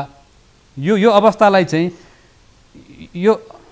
विद्युतीय गाडीहरूमा यो समग्रमा चाहिँ हेर्दाखेरि यो सरकारले स्पष्ट सरकार पनि भएको देखिँदैन। विद्युतीय सामग्रीहरू अथवा विद्युतको चाहिँ प्रयोगलाई बढाउन खोजेको देखिन्छ, करमा कस्न खोजेको देखिन्छ। हामी पेट्रोलियम पदार्थको आयात घटाउने पनि भनिरहेछौँ। यो सरसर्ती हेर्दा बजेट अलि हतारमा अलि तयारी नगरी आएको हो कि अथवा के भन्नुहुन्छ? यहाँ त कर क्षेत्रको विज्ञ पनि हुनुहुन्छ डाक्टर अधिकारी। हेर्नुहोस्, अब यो करको कुरा उठाउनु यहाँले वास्तवमा तपाईँले ठिकै भन्नुभयो। अलिकति गृह कार्य चाहिँ भएन कि जस्तो लाग्यो। यद्यपि अब यो हामी कहाँ करको सन्दर्भमा एउटा राजस्व परामर्श समिति भनेर राखेर सुझावहरू सङ्कलन गरेर कम्पाइल गर्ने, त्यसका केही कुराहरू चाहिँ नि त्यसमा समावेश गर्ने चलन छ। यसलाई यो सन्दर्भमा एउटा थाई खालको बोर्ड गठन गर्ने जसले गर्दा रेभिन्यूको पार्टमा एउटा दीर्घकालीन नीति बनाउनलाई त्यसका प्रणालीहरूमा चाहिँ सुधार गर्नको लागि त्यसका करका दर भए आधार भए दर भए त्यसको प्रशासन भयो त्यसको सङ्कलन भयो समष्टिगत आर्थिक व्यवस्थासँगको चाहिँ अर्थव्यवस्थासँगको त्यसका अन्तर सम्बन्धहरू भए त्यसका परिसूचकहरूको सन्दर्भमा अध्ययन गरेर सरकारलाई सुझाव दिने त्यो आधारमा सरकार अगाडि बढ्न बनाउनु पर्छ भनेर भनेको धेरै वर्ष अगाडि। अब यसपालि एउटा चाहिँ नि ऐन पनि आएको छ गठन गर्ने, तर त्यो चाहिँ खासै मलाई लाग्दैन, त्यो चाहिँ के भने ब्युरोक्रेटिक टाइपको छ।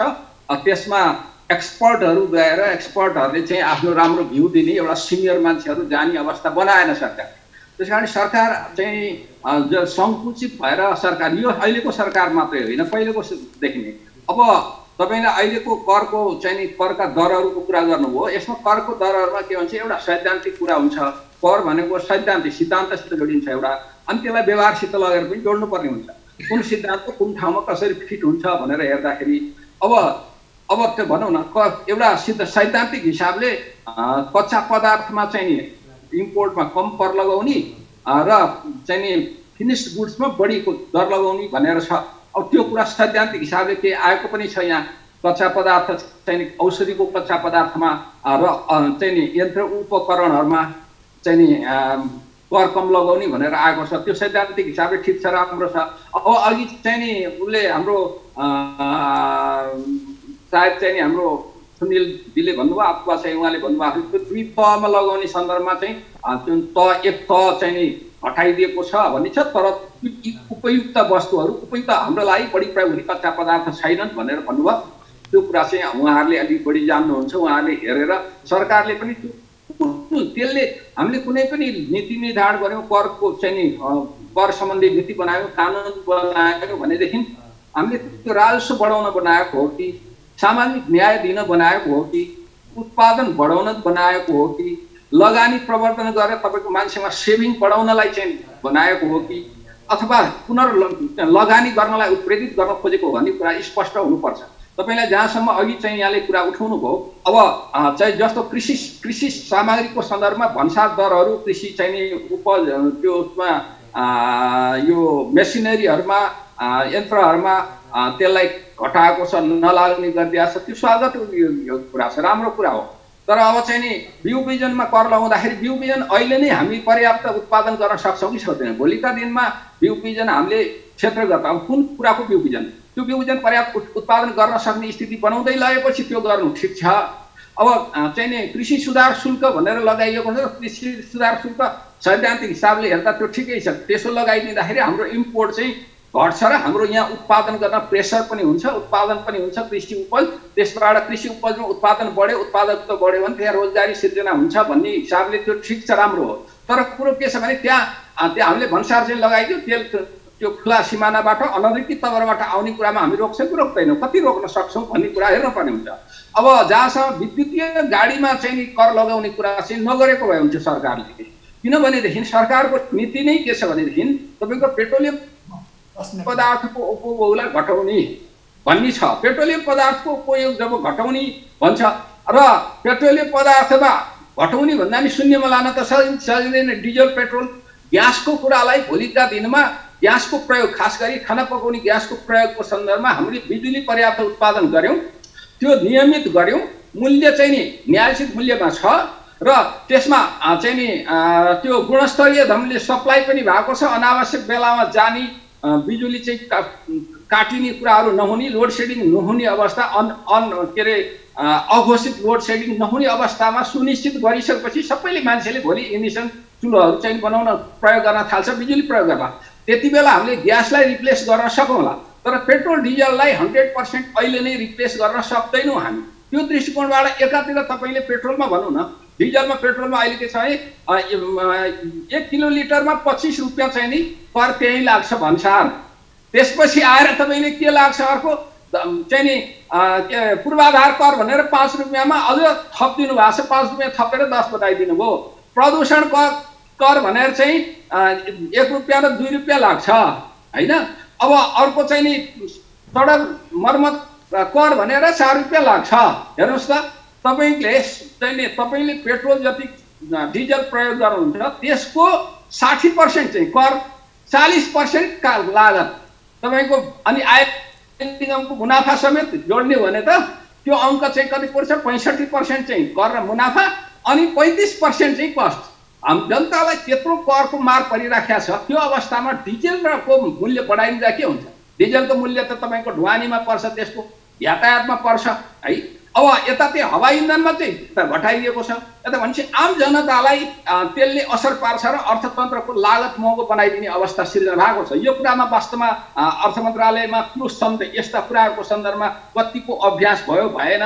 अब जहाँसम्म चाहिँ अहिले आयकरको कुरा छ, आयकर चाहिँ करमा सुविधा दिने यस्तो अप्ठ्यारो बेला भने के हो भने बिजनेस स्टार्ट गर्नलाई, बिजनेस चाहिँ नि चलाउनलाई चाहिने कच्चा पदार्थ, मेसिनरी जस्ता कुराहरूमा र चाहिँ नि कर छुट दियो भने के हुन्छ भने त्यसले बिजनेस स्टार्ट गर्छ। आयकर भने त भोलि आय भएपछि तिर्ने हो। त्यस कारणले गर्दा आयकरलाई पनि ऱ्यासनल बनाएर नियमित अवस्थामा चाहिँ आयकरमा कम गर्ने भनेको चाहिँ नियमित अवस्थामा, सामान्य अवस्थामा अरूभन्दा प्रतिस्पर्धी बनाएर त्यसलाई लगानीको लागि मैले कमाएँ भने त 100 रुपियाँ कमाएँ भने चाहिँ सरकारलाई मैले 10 रुपियाँ मात्रै तिरेर 90 बचाउन सक्छु। नेपालमा, भारतमा भयो भने चाहिँ 21 तिर्नुपर्छ भन्ने अवस्थामा हो।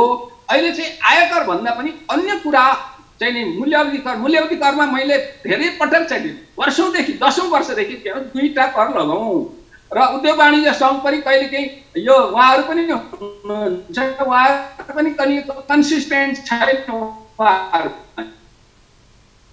कहिलेकाहीँ बहु दर लगाउँ, धेरै प्र्याक्टिकल नहुँदाखेरि 2 दर चाहिँ लगाउनलाई उपयुक्त हुन्छ। किनभने सामाजिक न्यायको दृष्टिकोणले पनि र राजस्व परिचालन गर्ने दृष्टिकोणले पनि, लगानीको दृष्टिकोणले पनि 2 दर चाहिँ विश्वमा चलेको छ, जसले गर्दा त्यो थ्रेसहोल्ड 30 लाखको वार्षिक कारोबार गरेर संसारमा कुनै अहिले बिजनेस सस्टेनेबल हुन्छ? 20 लाखको कारोबार के हुन्छ होला? 20 लाखको कारोबार गरेर वार्षिक मुनाफा कति लिन्छ?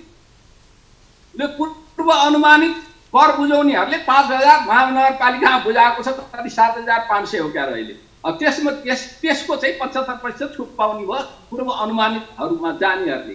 अरूले नियमित हिसाबले चाहिँ नि व्यक्तिगत हिसाबले प्रोप्राइटरसिपमा गएर बुझाउनेहरूले जसले छ उसले त अहिले भने 4.5 लाखमा त त्यति। डाक्टर अधिकारी म आउँछु, म यहाँसँग आउँछु। यहाँले भन्नुभयो सामाजिक न्याय दिन पनि खोजियो जस्तो देखिन्छ बजेटमा, तर बजेटको सिद्धान्त नै अन्यलमा दुविधामा देखियो। बजेटमा कता जान खोजेको, बजेट के गर्न खोजेको, जनतालाई राहत पनि दिन मैले कसलाई दिन खोजे, किन दिन खोजे, त्यसले चाहिँ सामाजिक न्याय दिन खोजेको कि मान्छेको कष्ट चाहिँ दैनिकलाई सहज बनाइदिन खोजेको कि लगानी बढाउन खोजेको कि अहिलेको आर्थिक व्यवस्थालाई चाहिँ नि अलिकति एउटा गतिशीलता दिन खोजेको भन्ने कुरामा अब्जेक्टिभमा स्पष्ट भएन भनेदेखि त्यसले राम्रो नतिजा दिँदैन।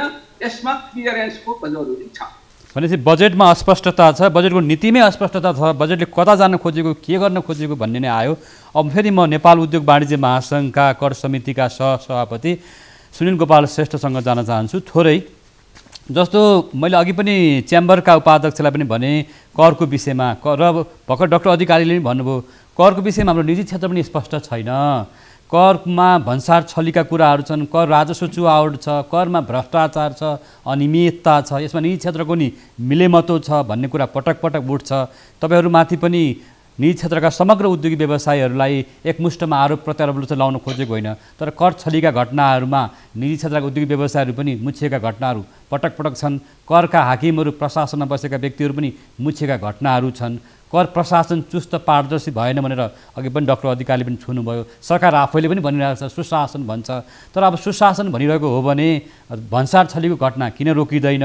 यो वास्तवमा किन यो विषयमा अध्ययन भइरहेको छैन? सरकारले करलाई, कर चुहावट पनि नियन्त्रण गर्न नखोज चाहिँ सकिरहेको अवस्था छैन, तर नागरिकबाट कर धेरै लिन खोज्यो भन्ने पनि कुराहरू आएको हुनाले मैले यहाँलाई उठाएँ। निजी क्षेत्र पनि आफैमा स्पष्ट छैन भन्ने कुरा चाहिँ आइरहेको हुनाले म सुनिल गोपाल श्रेष्ठजी, यो वास्तवमा के हो, किन होला यस्तो भइरहेको? तपाईँहरूमाथि पनि गुनासो छ। कस्तो खालको कर नीति हामी खोजिरहेको, सरकारको क्षमता के हो, निजी क्षेत्रको पनि क्षमता के हो, यसमा अलिक स्पष्ट गर्न खोजेको हामीहरूले। सुनिल गोपाल श्रेष्ठजी। धन्यवाद नवराजी, तपाईँले सही कुरा उठाउनु भयो। वास्तवमा हाम्रो नेपालमा कर नीति, राजस्व नीति के छ भने भन्सारमुखी बढी भइरहेछ। जबसम्म भन्सारका दरहरू बढी हुन्छ त्यसमा चलखेल गर्ने बाटोहरू धेरै देखिन्छ। सपोज कुनै एउटा वस्तुमा सपोज 20% भन्सारको ठाउँमा यदि त्यसलाई कच्चा पदार्थलाई 10% या 5% को क्षेत्रमा ल्यायौँ भने मानिसहरूले रिस्क लिएर चोरी भन्सार गर्न सक्दैन र गर्दैनन् पनि। र तपाईँलाई अर्को एउटा खुसी के म बताउँदैछु भने आजको दिनमा अन्डर इन्भोइस र चोरी भन्सार पहिलाभन्दा धेरै कन्ट्रोल भएको छ। भन्सार विभागले, भन्सार कार्यालयहरूले पहिलाभन्दा अत्यधिक राम्रोसँग सञ्चालन गरेको हुँदाखेरि पहिलाभन्दा यस्ता आवाजहरू कम आउँछन्। तर पनि अझ पनि बाँकी यो चोरी भन्सार छलीका घटनाहरू, भन्सार चुहाडको घटनाहरू, कर चुहाडको घटनाहरू त घटेको अझ देखिँदैन र सरकारले लक्ष्य अनुसारको राजस्व उठाउन नसक्नुमा एउटा कारण यो पनि हो। यो विषयमा जस्तो यहाँले निजी क्षेत्रको धारणा स्पष्ट छ, एउटा चाहिँ भनौँ निजी क्षेत्रलाई पनि एउटा चाहिँ भनौँ सबल, एउटा चाहिँ निष्पक्ष र एउटा चाहिँ भनौँ स्वाभिमानी बनाउनु पर्ने अवस्था पनि छ निजी क्षेत्र आफैलाई पनि। क्षेत्रको धारणा यो हो कि नेपाल सरकारले भन्सारका दरहरू बढी राखेर होइन, कम राखेर कभरेज धेरै गर्नु पर्यो, छलीहरूलाई रोक्नु पर्यो। बढी राख्दैमा भन्सारका दरहरू उच्च राख्दैमा बढी राजस्व उठ्दैन, जबकि त्यसलाई कम राख्यो भने मानिसहरूले त्यसमा चलखेल गर्न पाउँदैन। नम्बर 1। नम्बर 2, करका दरहरू जब जब बढी हुन थाल्छ तब तब त्यसभित्र चलखेल गर्न मानिसहरू कोसिस गर्ने हुन्छ, पैसा बचत गर्न कोसिस गर्ने गर्छ। हामीले करका दरहरू निर्धारण गर्दाखेरि हाम्रा छिमेकी राष्ट्रहरूमा करका दरहरू कति छन् त्यो अध्ययन गर्नुपर्ने जरुरी छ। आज भारतमा करको दर कम छ भने त्यसको मूल्याङ्कन गरेर नेपालमा पनि करको दर कम राख्नुपर्छ। त्यस्तै VAT-मा हामीले 13% को ठाउँमा 10% गर्नको लागि भनेका थियौँ। जबसम्म यी VAT करका दरहरू कम गरेर करका दायरा फराकिलो गर्दैन तबसम्म त्यो भित्र चलखेल गर्ने उद्योगी होस्, व्यवसाय होस्, कर्मचारी होस्, सबैको लागि बाटो पाउने भएको हुँदाखेरि कर सरल हुनुपर्छ, कर कम हुनुपर्छ, करको दायरा फराकिलो हुनुपर्छ। र अघि डाक्टर साहबले भन्नुभयो जस्तै उद्योग वाणिज्य महासङ्घले मल्टिपल VAT चाहिन्छ भनेर धेरै अगाडिदेखि हामी भन्दै आएका थियौँ।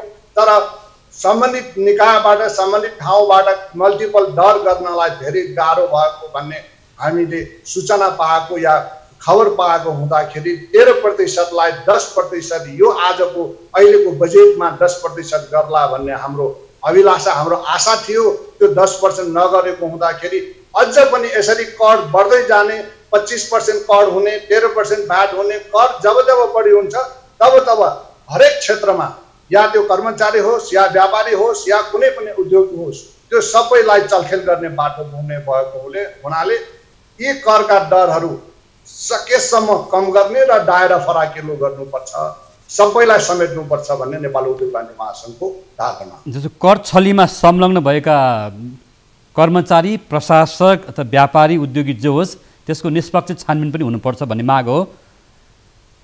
डेफिनेटली हामी नेपाल उद्योग वाणिज्य महासङ्घ गल्तीलाई हामी कारबाही गर्नुपर्छ र सही काम गर्नेलाई पुरस्कृत हुनुपर्छ भन्ने हाम्रो धारणा। धन्यवाद। मसँग अब चेम्बर अफ कमर्सको उपाध्यक्ष हुनुहुन्छ।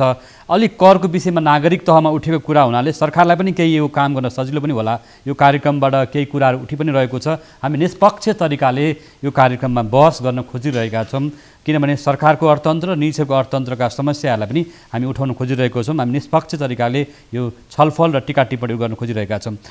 फेरि पनि म जोड्न चाहेँ कमलेशजी, जस्तो यहाँले वास्तवमा कर नवराजी एउटा निवेदन गरेँ है मैले। हजुर मैले केही भन्न मैले बाँकी छ मेरो समय अब हामी थोरै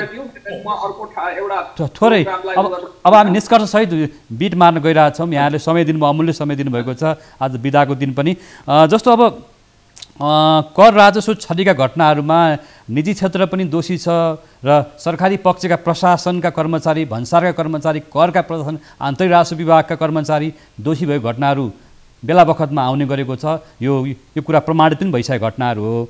त्यसकारणले म अलिकति एउटा कुरा चाहिँ च्याम्बरका उपाध्यक्षले यो कुरालाई राम्रोसँग बुझ्नु भएको छ, उहाँले यो कुरा भन्नु पनि होला। अब जे जस्तो भने पनि हामी कहाँ कर छलीका घटनाहरूमा छिमेकी मुलुक भारतसँग खुला सिमाना छ, यता तिब्बततर्फका नाकाहरू पनि शङ्कास्पद छन्, तस्करीका मालवस्तु सुनको तस्करी हुन्छ, अवैध वस्तुहरू भित्रिन्छ भन्ने कुराहरू आएकै हो, स्वीकार्यकै विषय हो, सुरक्षाकर्मीहरूले पनि यो कुरा भनिरहेको अवस्था हो। यो अवस्थामा तस्करीका वस्तुलाई किन हामी नियन्त्रण गर्न सक्दैनौँ? तपाईँहरू पनि भन्दै हुनुहुन्छ अनौपचारिक अर्थतन्त्र मोटाउँदै गयो, डन संस्कृति मोटायो भनेपछि सिस्टमभन्दा बाहिरबाट अर्थतन्त्र चलिरहेको छ। बिचौलियाहरूको हातमा, चाहे कृषि क्षेत्रमा बिचौलिया होस्, हर क्षेत्रमा, श्रमिक क्षेत्रमा, हरेक क्षेत्रमा चाहिँ बिचौलियाहरूको अवस्था छ भन्ने कुरा छ। जसरी भनिरहँदाखेरि हुन्डीको कारोबार मौलाएको छ भनिन्छ। यी सबै कुराहरू मैले किन जोड्न खोजेको भने यहाँहरूले यो भोगेका समस्यालाई अब कसरी चाहिँ एउटा सिस्टममा गएर हामीले अर्थव्यवस्थालाई चलाउने, निजी क्षेत्रलाई पनि चाहिँ एउटा सिस्टममा सामाजिक उत्तरदायित्व वहन गर्ने निजी क्षेत्र बनाउनु पर्ने, एउटा सामाजिक उत्तरदायित्व निजी क्षेत्र वहन गर्न सकेन भन्ने गुनासो पनि आइरहन्छ। सरकारले पनि अङ्कुश लाउने ठाउँमा अङ्कुश लाउन सकेन, बरु मिलेमतो गर्यो भन्ने कुरा छ। मैले केही कुराहरू साङ्केतिक रूपमा पनि उठाउन खोजेँ। यहाँहरूको यो कार्यक्रमले एउटा निकास देऊ र दर्शक महानुभावहरूलाई र नीति निर्माताहरूलाई पनि सहयोग होस् भन्नको लागि गरेको हो। कमलेशज्यू, यो अब के भन्नुहुन्छ? हामी साँच्चैकै एउटा सही कर प्रशासन, सही एउटा चाहिँ बाटोमा जाने र नागरिकहरूलाई यो चाहिँ एउटा चाहिँ भनौँ न जिम्मेवार कसरी बनाउने, निजी क्षेत्र कसरी जिम्मेवार बन्ने भन्ने लाग्छ यहाँलाई? हेर्नुहोस्, सबभन्दा पहिला स्वच्छ प्रशासन, स्वच्छ व्यवसाय यो अहिलेको हाम्रो सबैको आर्थिक नारा हो। स्वच्छ प्रशासन पनि स्वच्छ हुनुपर्छ, व्यवसाय पनि स्वच्छ हुनुपर्छ। दुईटा कुरा, एउटा त आर्थिक पारदर्शिता र प्रतिस्पर्धी कर नीति, यो दुईटा कुराले मूलभूत रूपमा यो स्वच्छ प्रशासन, स्वच्छ व्यवसायमा रोल गर्दछ। तपाईँको आर्थिक पारदर्शिता भनेको संसारभरिमा कर किन व्यापारीहरूले तिर्दैनन्? तपाईँले कर कानुनमा अङ्कुश लायो भने पो त्यहाँ कर मेनिपुलेसनको सम्भावना हुन्छ। आज सरकारले राजस्व आयकरमा छुटको सीमा 4 र 4.5 लाख रुपियाँ मात्रै दिएको छ। के 4.5 लाख रुपियाँमा तपाईँ आफ्नो परिवार पाल्न सक्नुहुन्छ वर्षभरिको? मलाई बताउनुहोस् त नवराजी, तपाईँ आफै विश्लेषण गरेर भन्नु। कदापि सकिँदैन तपाईँको। त्यसकारण वास्तविक खर्चको इभ्यालुएसन गरेर वास्तविक आवश्यकतालाई यसलाई पारदर्शीमा हामीले लानु पर्यो। क्या कर नीतिलाई राजस्वमुखी नीति नबनाएर वास्तविक आधारमा नीति बनाउनु पर्यो। आज करका दरहरू घटाइयो भने सबै उद्योगी व्यवसायी कोही पनि करको झमेला लिन चाहँदैन, सबैले स्वच्छतापूर्वक कर दिन तयार छ। तर कर तिरेको करको रकमको सदुपयोग पनि उहाँहरू हेर्न चाहन्छन्। आज संसारमा यति आर्थिक पारदर्शिता छ, तपाईँको उद्योगी व्यवसायी यस्तो यो इमर्जेन्सी क्राइसिस परेको बेलामा उनीहरूलाई संरक्षण पनि गरिदिएको हुन्छ सरकारले हरेक ठाउँमा। यहाँ त हामी आज पुनरुत्थानको लागि पनि त्यत्रो हेभी प्रेसर गरेर माग गरिरहेका छौँ। त्यसर्थ यसमा यो समग्र कर नीतिलाई नै हामीले आमूल परिवर्तन, संरचनालाई नै हामीले आमूल परिवर्तन गर्ने पर्ने हुन्छ। वास्तविक कुराहरू, वास्तविक खर्च करदाताको करमा समायोजन हुनु पर्यो। यो संरचनामा आमूल परिवर्तन गर्नुपर्ने देखिन्छ र यो आमूल परिवर्तन गर्दाखेरि केही रिस्क अवश्य छ। भोलि राजस्वको असुली पनि कम हुन सक्छ। तसर्थ यसलाई एकपल्ट हामीले बिस्तारै यो ग्रेजुअल स्टेजमा यदि यो आमूल परिवर्तन हामी गर्दै गयौँ भने र यो खुला सिमानाको समस्या पनि समाधान हुन्छ। जुन अहिले मैले अनौपचारिक अर्थतन्त्र 40% भन्दा पनि बढी छ भन्न यहाँलाई लागेर त्यो आफैमा न्यून हुँदै जान्छ। क्या यो भनेको एउटा हामीले हाम्रो कर संरचनामा नै आमूल परिवर्तन र नीतिको साथमा नियतमा पनि परिवर्तन गर्नुपर्ने देखिन्छ। जस्तो यहाँले भन्दा अनौपचारिक अर्थतन्त्र चाहिँ मोटाइरहेको छ, सुन्निरहेको छ भन्नुभयो। यो विषयमा अर्थ मन्त्रालय अथवा उद्योग मन्त्रालय, वाणिज्य मन्त्रालय पनि यहाँले यो किसिमको अवस्थालाई जनाउनु भयो भने कमसेकम पारदर्शिता, सुशासन कायम रहन सक्छ। प्रधानमन्त्रीले नि पारदर्शिता भनिराख्नु भएको छ, नीति कार्यक्रममा नि पारदर्शिता भनिएको छ। म यो विषयमा आउँछु। डाक्टर अधिकारीका आउनुभन्दा थोरै समय चाहिँ म उद्योग वाणिज्य महासंघमा दिएर अनि तपाईँले अन्तिममा निष्कर्ष बिट मार्नु होला डाक्टर अधिकारीले। म फेरि चाहिँ सुनिल गोपाल श्रेष्ठजीमा थोरै यहाँले बिट मार्नु होला। म फेरि सुनिल गोपाल श्रेष्ठजी जस्तो यहाँले केही कुराहरूलाई भन्ने प्रयास गरिरहनु भएको छ।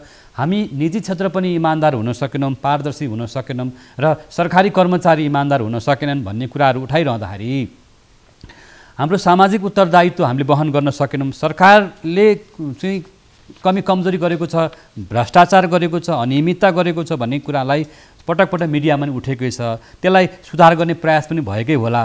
यसो भनिरहँदा अब निजी क्षेत्रले कस्तो खालको कर प्रशासन अथवा कर नीति, करका विषयमा तपाईँहरूले भोगेको समस्या पनि छन् भने त्यो पनि भन्नुहोला।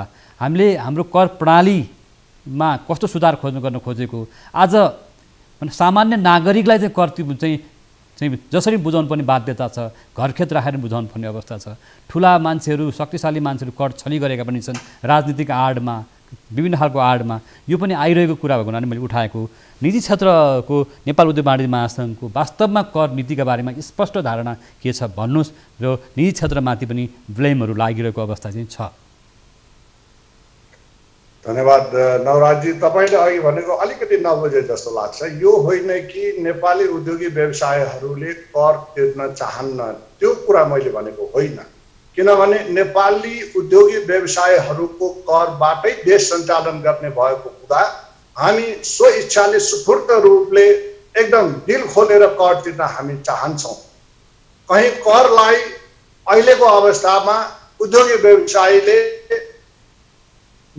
निजी क्षेत्रले कर नतिर्ने भनेको कुरा तिर्नको लागि त्यो करको प्रणाली सिस्टम सकेसम्म सरल हुनुपर्छ भन्ने हाम्रो धारणा हो। र करको दरहरू पनि यो समय अनुसारको विदेशमा नजिकको आफ्नो देशहरूको अध्ययन गरेर, अरू देशहरूको अध्ययन गरेर कुन अवस्थामा, कस्तो अवस्थामा, कतिसम्म कर लगाउँदा यी उद्योगी व्यवसायहरूले, निजी क्षेत्रहरूले दिल खोलेर कर तिर्न सकिन्छ भन्ने पनि आँकडा नेपाल सरकारको हुनुपर्छ।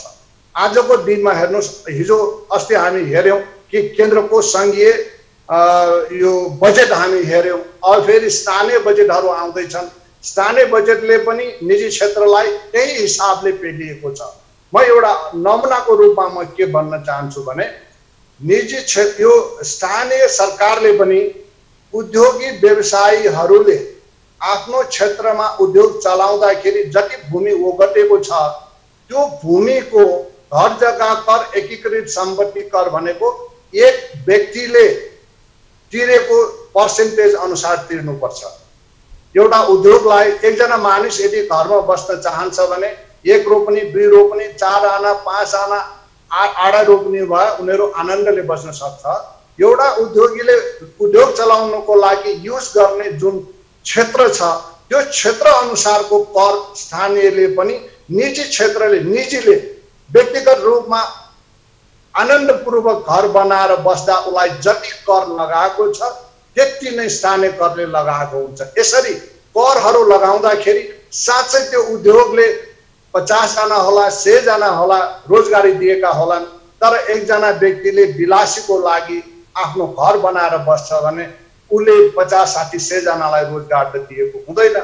त्यो कारणले पनि स्थानीय करहरूमा पनि अब आउने बजेटमा उद्योगहरूको लागि, व्यवसायहरूको लागि कसरी सरलीकृत हुन सक्छ र त्यसबाट जेनेरेसन कति राम्रो हुन सक्छ र देशको लागि योगदान कति हुन सक्छ त्यो अध्ययन गरेर कर लगाउनु पर्छ। र कर सकेसम्म कर लगाउँदा स्थानीयले पनि त्यो कर उद्योगसँग लिँदा या व्यक्तिसँग लिँदा त्यो मैले कर लिएको मानिसलाई, करदातालाई कति सुविधा दिए स्थानीय तहबाट, र त्यो स्थानीय तहबाट सुविधा दिएको बाबतमा मैले कति कर लिनुपर्छ भन्ने पनि सोच्नु जरुरी छ। यो स्थानीय मात्र होइन, सङ्घीय सरकार, प्रदेश सरकार सबै तहले यसरी सोचेर कर लगाउनुपर्छ। सुनकुमारजीलाई एउटा प्रश्न सोधिहालेँ, बिचमा रोकिहालेँ। कर प्रणालीलाई सुधार गर्नुपर्छ, यसलाई पारदर्शी बनाउनु पर्छ भनेर तपाईँहरूले भन्दै पनि आउनुभएको छ। तर एउटा कुरा, यहाँ आफै पनि कर क्षेत्रका विज्ञ हुनुहुन्छ, तर अझै पनि हामीसँग कमिसन तन्त्र हटेको छैन। सरकारी कार्यालयमा, सरकारी अड्डाहरूमा उद्योग दर्ता गर्दा होस्, चाहे चाहिँ विभिन्न खालको लाइसेन्स लिँदा होस्, हामी सिस्टमबाट अर्थतन्त्र चलिरहेको छैन। अहिले चाहिँ स्थिर सरकार पनि छ, बहुमत प्राप्त सरकार पनि छ। तपाईँहरूको गुनासो छ भने यदि सिस्टमबाट अर्थतन्त्र नचल्दाखेरि अथवा भनौँ न राज्य प्रणालीमा चाहिँ कमी कमजोरी छ अथवा भनौँ न कर्मचारी तन्त्रमा कमिसन छ, काम हुँदैन, ढिलासुस्ती हुन्छ भन्ने गुनासो पनि छ। यो कुराको किन सुधार हुन सकेन र निजी क्षेत्रले यो कुरालाई किन बोलिरहेको छैन कि तपाईँहरू पनि उहाँहरूसँगको सहयात्री भागीदार हो कि किन तपाईँहरूले आज भइरहेको कमिसन तन्त्रको बारेमा, भ्रष्टाचारको बारेमा चाहिँ बोलिरहनु भएको छैन? लाइसेन्स प्रथा आज पनि अप्ठ्यारो छ, उद्योग धन्दा चलाउनलाई गाह्रो छ भन्ने कुरा आइरहँदाखेरि सहजीकरण किन हुन सक्दैन भन्ने कुरा। अब म डाक्टर अधिकारीमा आउँछु, उहाँसँग समय एकदमै कम छ भने बुझेको छु म। अब एकदमै छोटकरीमा हामी यहाँहरूसँग आउँछौँ, छोटकरीमा भनिदिनु होला। धन्यवाद। म त यहाँ बन्द गरेर हिँड्न पो लाग्यो नि त। धन्यवाद तपाईँले गर्नुभयो। मैले एक मिनट चाहिँ सुनिल गोपाल श्रेष्ठ 1 मिनट दिउँ है, अनि डाक्टर अधिकारीमा आउँछु म। आइहाल्यो तपाईँबाटै हामी आज कार्यक्रमको समाज विसर्जन गर्छौँ। म फेरि सुनिल गोपाल श्रेष्ठज्यू, जस्तो मैले तपाईँलाई कुरा गरेँ कमिसन तन्त्रलाई किन चाहिँ निजी क्षेत्र बोल्दैन भनेर। यो कमिसन तन्त्र यो नेपाल सरकारका विभिन्न अनियमितताहरूबारे नेपाल उद्योग वाणिज्य महासङ्घमा समय समयमा छलफल हुन्छ र समय समयमा हामी यो ध्यानाकर्षण पनि गरेका छौँ। यो होइन कि नेपाल उद्योग वाणिज्य महासङ्घ कमिसन तन्त्र विभिन्न अनैतिकको बारेमा चुप लाएर आजसम्म बसेको छैन। हामी गम्भीर ध्यानाकर्षण गरेको छु। यो ध्यानाकर्षण गरेकोमा सुधार गर्ने उद्योगी व्यवसायीले होइन, नेपाल उद्योग वाणिज्य महासङ्घले होइन, यो सुधार गर्ने नेपाल सरकारको हो। जिम्मेवारी हामी औल्याइदिने हो, अगाडि देखाइदिने हो। यो सुधार गर्ने हाम्रो हातमा नभएको हुँदाखेरि नेपाल उद्योग वाणिज्य महासङ्घको कर्तव्य अनुसार गर्नुपर्ने हामी पुरा गरेको छु आजसम्म। धन्यवाद। म 1 मिनट नेपाल चेम्बर अफ कमर्सका उपाध्यक्ष कमलेश कुमार अग्रवाल हामीसँग हुनुहुन्छ भने उहाँलाई पनि 1 मिनट समय दिएर हामी डाक्टर अधिकारीकोमा जान्छौँ। मैले कमलेशजीलाई चाहिँ देखिरहेको छैन स्क्रिनमा। यो वास्तवमा व्यतिथिका बारेमा नि कुराकानी गऱ्यौँ आज हामीले। बजेटको चाहिँ कार्यदिशा अन्यलमा छ, बजेटमा निजी क्षेत्र मैत्री हुन सकेन, बजेटको कर प्रणाली नै अस्पष्ट छ, बजेटले कता जान खोजेको अन्यल छ, सामाजिक न्यायको सिद्धान्तै बजेटमा अस्पष्ट छ भन्ने कुरा आइरहँदाखेरि यसरी वामपन्थी पार्टीको सरकारले ल्याएको बहुमत प्राप्त सरकारको बजेट पनि यसरी अन्यलमा पर्ने हो भने नागरिकको जीवन के होला, गरिब जनतालाई कर लगाउन खोजेको हो कि कस्तो अवस्था हो भन्ने कुरा पनि उठिरहेको छ। वास्तवमा नेमुखा जनता, ग्रामीण क्षेत्रमा रहेका किसान, मजदुर, श्रमिकले के आशा गरेका होलान् बजेटबाट, तर केही पनि पाइएन, निराशा छ भन्ने कुराहरू आयो। डाक्टर अधिकारी, वास्तवमा यहाँले धेरै कुरा त्यो सिद्धान्त नि बुझ्नु भएको छ। छोटकरीमा निजी क्षेत्रको गुनासो नि सुनिहाल्नुभयो, हामीले पनि प्रति प्रश्नहरू गऱ्यौँ र हामी कोही व्यक्तिगत रूपमा कुनै व्यवसायी उद्योगी घरानीहरूलाई हामीले आक्षेप लाउन खोजेको होइन।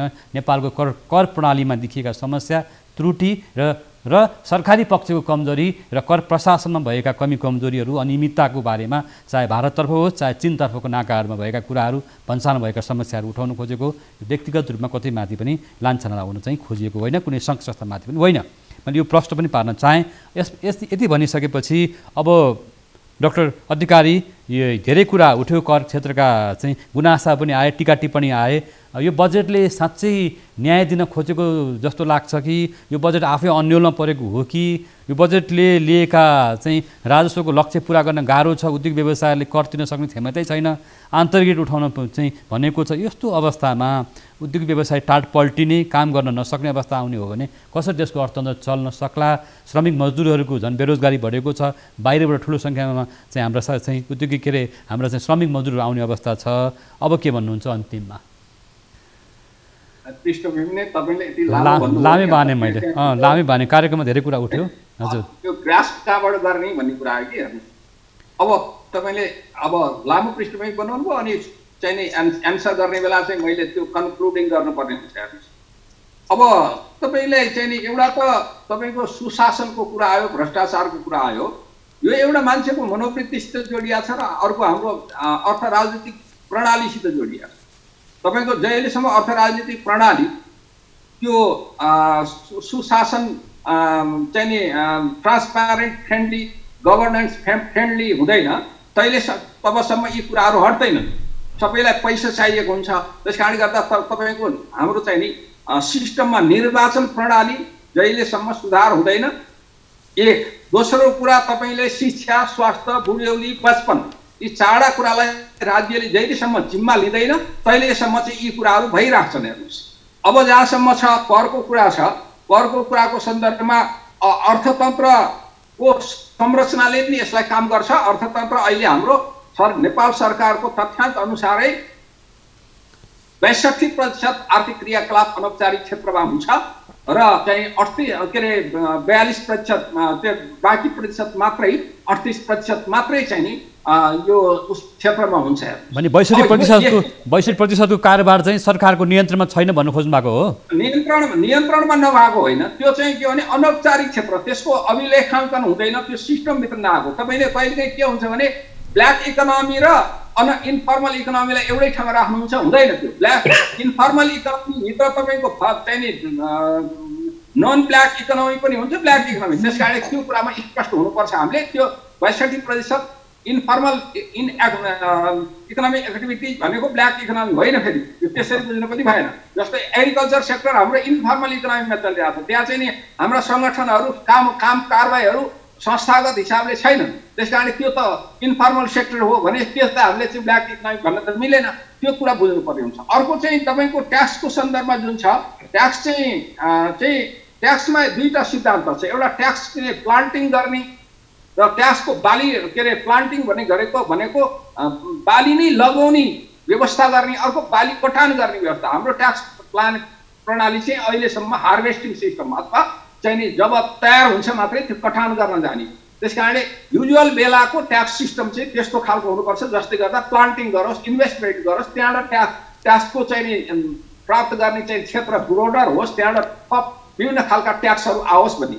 अब जहाँसम्म छ ट्याक्सको रेट, उहाँ दुईजनाले भन्नुभएको कुरा मेरो सहमत छ। मैले पटक पटक के भनिरहेको छु भने मान्छेले पैसा ट्याक्सको रेटलाई र त्यसबाट प्राप्त गर्ने फाइनेन्सियल बेनिफिटलाई तुलना गरेर हेर्छ। तपाईँको चाहिँ नि जोखिम बढी हुन्छ, फाइनेन्सियल बेनिफिट कम हुन्छ भनेदेखि उसले चाहिँ फाइनेन्सियल बेनिफिट कम हुने ठाउँमा जोखिम लिन चाहँदैन। जहाँ ट्याक्सको दर उच्च हुन्छ, फाइनेन्सियल बेनिफिट चाहिँ नि त्यो उसको जोखिम पेनाल्टीबाट हुने उसले सजाय भोग्नुपर्ने जोखिम बढी हुन्छ, कम हुन्छ र फाइनेन्सियल बेनिफिट बढी हुन्छ करका दर उच्च भयो भने। त्यस कारण करको कर चाहिँ नि छल्न खोज्छ मान्छेले। त्यस कारण करका दरहरू कम भइदियो भने के हुन्छ भने त्यो जोखिम हेर्दाखेरि मान्छे यो जोखिम चाहिँ धेरै छ किन लिउँ भनेर भन्छ। अब त्यस कारणले करका दरहरू ऱ्यासनलै हुनुपर्छ, त्यो इन्टरनेसनल्ली ऱ्यासनल हुनुपर्छ, हाम्रो इकोनोमी अनुसार ऱ्यासनल हुनुपर्छ, हाम्रो सामाजिक संरचना र हाम्रो कस्ट अफ लिभिङ अनुसार ऱ्यासनल हुनुपर्छ। अब जहाँसम्म करको प्रयोग कति भयो भन्ने कुरा पनि कर तिर्ने सन्दर्भमा मान्छेले जहिले पनि खोज्छ। त्यो रिसोर्सको दुरुपयोग भएको छैन, पब्लिकले तिरेको भन्ने कुरा हेर्छ। त्यस कारणले रिसोर्सको दुरुपयोग एक र मान्छेले पाउने सर्भिसहरू चाहिँ डेलिभरी हुँदाखेरि कस्तो किसिमले भएको छ, अपेक्षा अनुसार भएको छ कि छैन भनेर हेर्दा त्यो हामी कहाँ त्यो अपेक्षा अनुसार आजको सरकारले मात्रै नगरे होइन, हिजो मात्रदेखि नै त्यो अपेक्षा अनुसार हुन सकेको छैन। र हाम्रो अहिले भन्यो त्यही नन प्रोडक्टिभ सेक्टरमा हाम्रो खर्च छ। हाम्रो संविधानले नै हाम्रो सङ्गठन संरचनालाई भद्दा बनाएको, त्यसपछि हाम्रो प्रशासनिक संरचना पनि हामीले भद्दा बनाएको छौँ। त्यसले गर्दा हाम्रो अनप्रोडक्टिभ सेक्टरमा खर्च बढी हुन्छ अनि सरकारको बजेट ठुलो हुँदा पनि पुँजीगत क्षेत्रमा र विकास हुने क्षेत्रमा, उत्पादन हुने क्षेत्रमा लगानी कम हुन्छ। जब सरकारको उत्पादनशील क्षेत्रमा कम लगानी हुन्छ अनि निजी क्षेत्रको पैसा तान्न सक्दैन त्यसले। त्यसकारण त्यो कुराको आवश्यक हुन्छ, त्यो कुरा ख्याल गर्नुपर्ने हुन्छ। जहिले पनि यो कुरा जुनसुकै बेला पनि अहिले पनि ख्याल गर्नुपर्ने हुन्छ। अब यो हिसाबले हेर्दा अहिले चाहिँ अब तपाईँको भनौँ न त्यो करका दरहरू लगाउने सन्दर्भमा रासायनिक मलमा अहिले बाहिरबाट ल्याउनु पर्ने हुनाले ट्याक्स नलगाएको भए हुन्थ्यो। बरु अपर्च्युनिटी ट्याक्स चाहिँ जस्तो आइटी सेक्टरमा, दूरसञ्चारमा हामी अहिले चाहिँ भर्चुअल चाहिँ उ गरिराखेका छौँ भनेपछि यस्ता हरेक मिनटमा सेकेन्डमा पैसा तिरिराखेका छौँ नि हामीले। यसबाट मैले तिरिरहेको छु, तपाईँको कम संस्थाले तिरिरहेछ भनेपछि यो बिजनेस गर्नेले, टेलिकम्युनिकेसनको सेक्टरमा काम गर्ने, डिजिटलाइजेसन सेक्टरमा काम गर्नेहरूको बिजनेस बढिरहेछ अहिले। एउटा कुरा जस्तो यहाँले भन्न खोज्नु भएको, हामी चाहिँ कृषिलाई उच्च प्राथमिकता भनिरहेका छौँ, असार पनि लाग्दैछ, मलखातको अभाव छ, रासायनिक मलमा कर बढाइयो, बिउ बिजनमा कर बढाइयो, यसरी दोहोरो नीति सरकारले लिएको छ। किसानलाई माया गरे जस्तो देखिने तर घुमाउ रूपमा किसानमाथि नै कर लगाइएको छ भनेपछि निम्न वर्गमाथि नै घुमाउ रूपमा कर लगाइएको छ। यसो होला सरकारले त्यो आइटम वाइज चाहिँ एनालाइसिस गर्नु पर्थ्यो, त्यो नगरेर अब यसो चाहिँ नि तपाईँको चाहिँ नि कृषि वस्तुमा कर लगाउँदाखेरि हाम्रो यहीँ उत्पादन होला अनि प्राङ्गारिक मल प्रयोग होला, चाहिँ नि अब रासायनिक मलको चाहिँ उपयोग कम होला भने। तर प्राङ्गारिक मल अहिले हामी कहाँ कति बन्छ, हाम्रो रासायनिक मल प्रयोगको कारणले जमिनको उर्वरा शक्तिमा अम्लीयपन कति आएको छ, त्यसमा सुधार गर्न कति लाग्दछ र प्राङ्गारिक मल बनाउने हाम्रो क्षमता छ छैन भन्ने कुरा त हेर्नु पर्यो नि। त्यो नहेरिकन हामीले गरे हुनाले अहिलेको स्थिति अहिले चाहिँ त्यो कुराको अध्ययन नगरिकन यस्ता करहरू लगाउनु हुँदैन। त्यस कारण अन्तिममा मैले अब चाहिँ भने यो समग्रमा यो चाहिँ कर बजेटको जुन कुरा छ, बजेटको कुराको सन्दर्भमा चाहिँ यो बजेट मिश्रित खालको बजेट हो। यसले केही मनसाय राम्रो राखेको छ तर साङ्गो पाङ्गो मिलाउन सकेको छैन। ट्याक्सको सन्दर्भमा चाहिँ दीर्घकालीन एउटा रणनीतिक प्लान, ट्याक्समा सुधारका 4वटा एप्रोच हुन्छन्। हेर्नु, एउटा ब्युरोक्रेटिक एप्रोच र युजुअल एप्रोच भन्छ। युजुअल एप्रोच भनेको ब्युरोक्रेसीले जे ल्यायो त्यही गरिदिने, अलिकति इन्क्रिमेन्टल टाइपको गरिदिने। जस्तो अहिले चाहिँ नि न्यूनतम छुटको कुरा आयो 4,50,000लाई 4 लाख चाहिँ व्यक्तिगत छुट भनेर भन्यो। त्यसले चाहिँ के चाहिँ नि कस्ट अफ लिभिङलाई अहिले पुग्छ कि भन्ने कुरा परिवारको डिफाइन गर्ने, परिभाषित गर्ने। एउटा परिवारभित्र कमाउने मान्छे कति हुन्छ, उसको आय कति हुन्छ र कस्ट अफ लिभिङ कति छ भनेर वैज्ञानिक तरिकाले त्यो कुराको निर्धारण गर्नुपर्ने हुन्छ। अब त्यसकारणले अब त्यो नभइकन एउटा इन्क्रिमेन्टल रिफर्म, अर्को चाहिँ इन्सिडेन्टल रिफर्म भनेको खास घटनाको लागि। जस्तो भूकम्प आयो भने भूकम्पको समयमा खास ट्याक्स लगाएर त्यसलाई अलिकति राहत दिने। अर्को यो पनि अहिले कोभिड ट्याक्स, मैले अघि भने नि कोभिड ट्याक्स लगाउन सकिन्थ्यो आइटी सेक्टरमा। आइटी सेक्टरमा नेपाल टेलिकम्युनिकेसन एमसेललाई त लगाउन सकिन्छ नि त्यो ट्याक्स, यसको त बिजनेस पक्कै बढेको छ। त्यसै गरी चाहिँ नि यो इन्टरनेट प्रदायकहरूको बिजनेस बढेको छ भनेपछि त्यसमा इन्कम ट्याक्स न त सर ट्याक्स लगाउन सकिन्थ्यो होला, त्यहाँ विचार पुगेको देखिएन। र अब अर्को चाहिँ नि अब ट्याक्स अर्को रिफर्म भनेको चाहिँ कम्प्रिहेन्सिभ रिफर्म भनेको चाहिँ अन्तर्राष्ट्रिय प्र्याक्टिस, हाम्रो अवस्था, हाम्रो अर्थतन्त्रको संरचना सबैलाई हेरेर लगानी पनि अभिवृद्धि हुने, इन्भेस्टमेन्ट पनि बढ्ने, सेभिङ पनि बढ्ने, मान्छेको कस्ट अफ लिभिङलाई पनि ख्याल गर्ने किसिमले।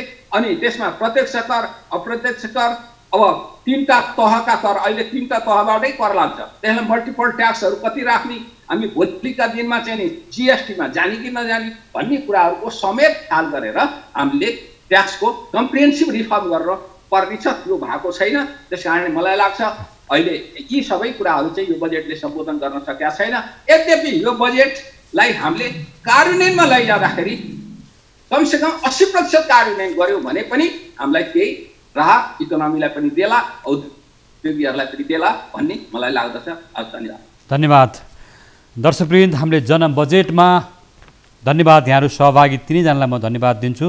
अहिले हामीसँग सहभागी हुनुहुन्थ्यो अर्थविद डाक्टर चन्द्रमणि अधिकारी, त्यसरी नेपाल उद्योग वाणिज्य महासङ्घ कर राजस्व समितिका सहसभापति सुनिल गोपाल श्रेष्ठ, नेपाल चेम्बर अफ कमर्सका उपाध्यक्ष कर विज्ञ कमलेश कुमार अग्रवाल। यहाँहरू तिनैजनासँग हामीले खुला बहस गर्ने प्रयास गऱ्यौँ र सरकारी पक्षका कमी कमजोरीलाई पनि केलाउने प्रयास भयो। कर क्षेत्रको, राजस्व क्षेत्रको र निजी क्षेत्रको कमी कमजोरीलाई पनि केलाउने प्रयास भएको छ। सरकारको कर प्रणालीमा भएका कमी कमजोरीलाई सुधार गर्नुपर्छ भनेर तिनैजना चाहिँ अतिथिहरूले व्यक्त गर्नुभएको छ। वास्तवमा कर लाउँदाखेरि निमुखा जनतालाई होइन, कमजोर नागरिकलाई होइन, अहिले लकडाउनबाट त्यसरी कोरोना भाइरसको कारणले गर्दा सङ्कटमा परेको नागरिकलाई यतिखेर कर थुपार्ने भन्दा पनि हामी कृषिमा बजेट छुट्याएको छ भनेका छौँ। र वास्तवमा किसानहरूलाई नै घुमाउरो तरिकाबाट कर लगाउने काम भइरहेको छ भने कसरी कृषि क्षेत्रको उन्नति हुन्छ? यस्तो अवस्थामा बजेटमा मिठा कुराहरू गर्नुभन्दा नि बजेटले नागरिकको जीवनलाई सुधार गर्न सक्ने, आम नागरिक सबैलाई सम्बोधन गर्ने खालको कार्यक्रम ल्याउन सक्नुपर्छ र अर्थतन्त्रलाई चलायमान गति दिन सक्नुपर्छ। अर्थतन्त्र कमजोर अवस्थामा छ, अर्थतन्त्र नै सङ्कटमा भयो, उद्योगिक व्यवसाय हेर्ने टाढ पल्टे, श्रमिक मजदुर लाखौँ सङ्ख्यामा चाहिँ बेरोजगार हुने अवस्था आयो भने सरकारलाई कर बुझाउन सकिँदैन। नसक्ने अवस्था भयो भने सरकारको स्रोत पनि चाहिँ घट्न सक्छ, स्रोतै नआउन सक्छ र वैदेशिक सहायताहरू पनि आउन सक्ने अनुमानहरू गरिए तापनि यसपटक कोरोना भाइरसको महामारीको कारणले गर्दा भारत, चीन लगायतका छिमेकी मुलुक, त्यसरी युरोपेली मुलुकहरू, अमेरिका, जापान लगायतका देशहरू पनि सङ्कटमा जाँदै गर्दा कसरी सहायताहरू आउला भन्ने कुरातर्फ बुझेर अलि दूरगामी तरिकाले बजेट ल्याउनुपर्छ भन्ने कुरा बजेटमा प्रशस्त गृह कार्य भएन कि बजेटको नीति नियम र बजेट ल्याएको दिशाहरू नै स्पष्ट हुन सकेन, कार्यदिशा नै अन्योलमा छ भन्ने कुरा खुला रूपमा बहस भएको छ। बजेट धेरै कार्यक्रम राख्यो, हामीसँग यतिखेर सङ्कटको बेला छ, सङ्कटको बेलामा जहाँ अप्ठ्यारो छ, जहाँ उपचार चाहिएको छ, जहाँ औषधि चाहिएको छ त्यसतर्फ बजेट जान सकेन भन्ने गुनासो आइरहेको हुनाले यो विषयलाई यहाँहरू समक्ष मैले पनि राखेँ। आम नागरिकको जीवन सङ्कटमा नपरोस्, भोकमरी बढ्ने अवस्था भयो भने खाद्य सुरक्षाको कार्यक्रम र कृषिको कार्यक्रमलाई प्रभावकारी बनाउन आवश्यक छ भन्ने छलफल राख्दै कर प्रशासन, कर प्रणाली, राजस्वमा सुधारको आवश्यकता छ। आगामी आर्थिक वर्षको बजेटको लक्ष्य चाहिँ प्रगति हुन सक्दैन भने निजी क्षेत्रले भनिरहेको छ, निजी क्षेत्रले कर बुझाउन सक्ने क्षमता छैन भनिरहँदा अब सरकारले बजेटमा केही करेक्सन गर्ने अथवा आगामी आर्थिक वर्ष कसरी अर्थतन्त्र अगाडि बढ्न सक्छ त्यो भने हेर्न बाँकी छ। आजका सहभागी अतिथिहरूलाई धेरै धेरै धन्यवाद। हामी जनबजेटको श्रृङ्खलामा समसामयिक रूपमा करका विषयमा कुराकानी गऱ्यौँ। जनबजेटको श्रृङ्खला अहिले यति नै, हामी बिदा माग्छौँ। नमस्कार।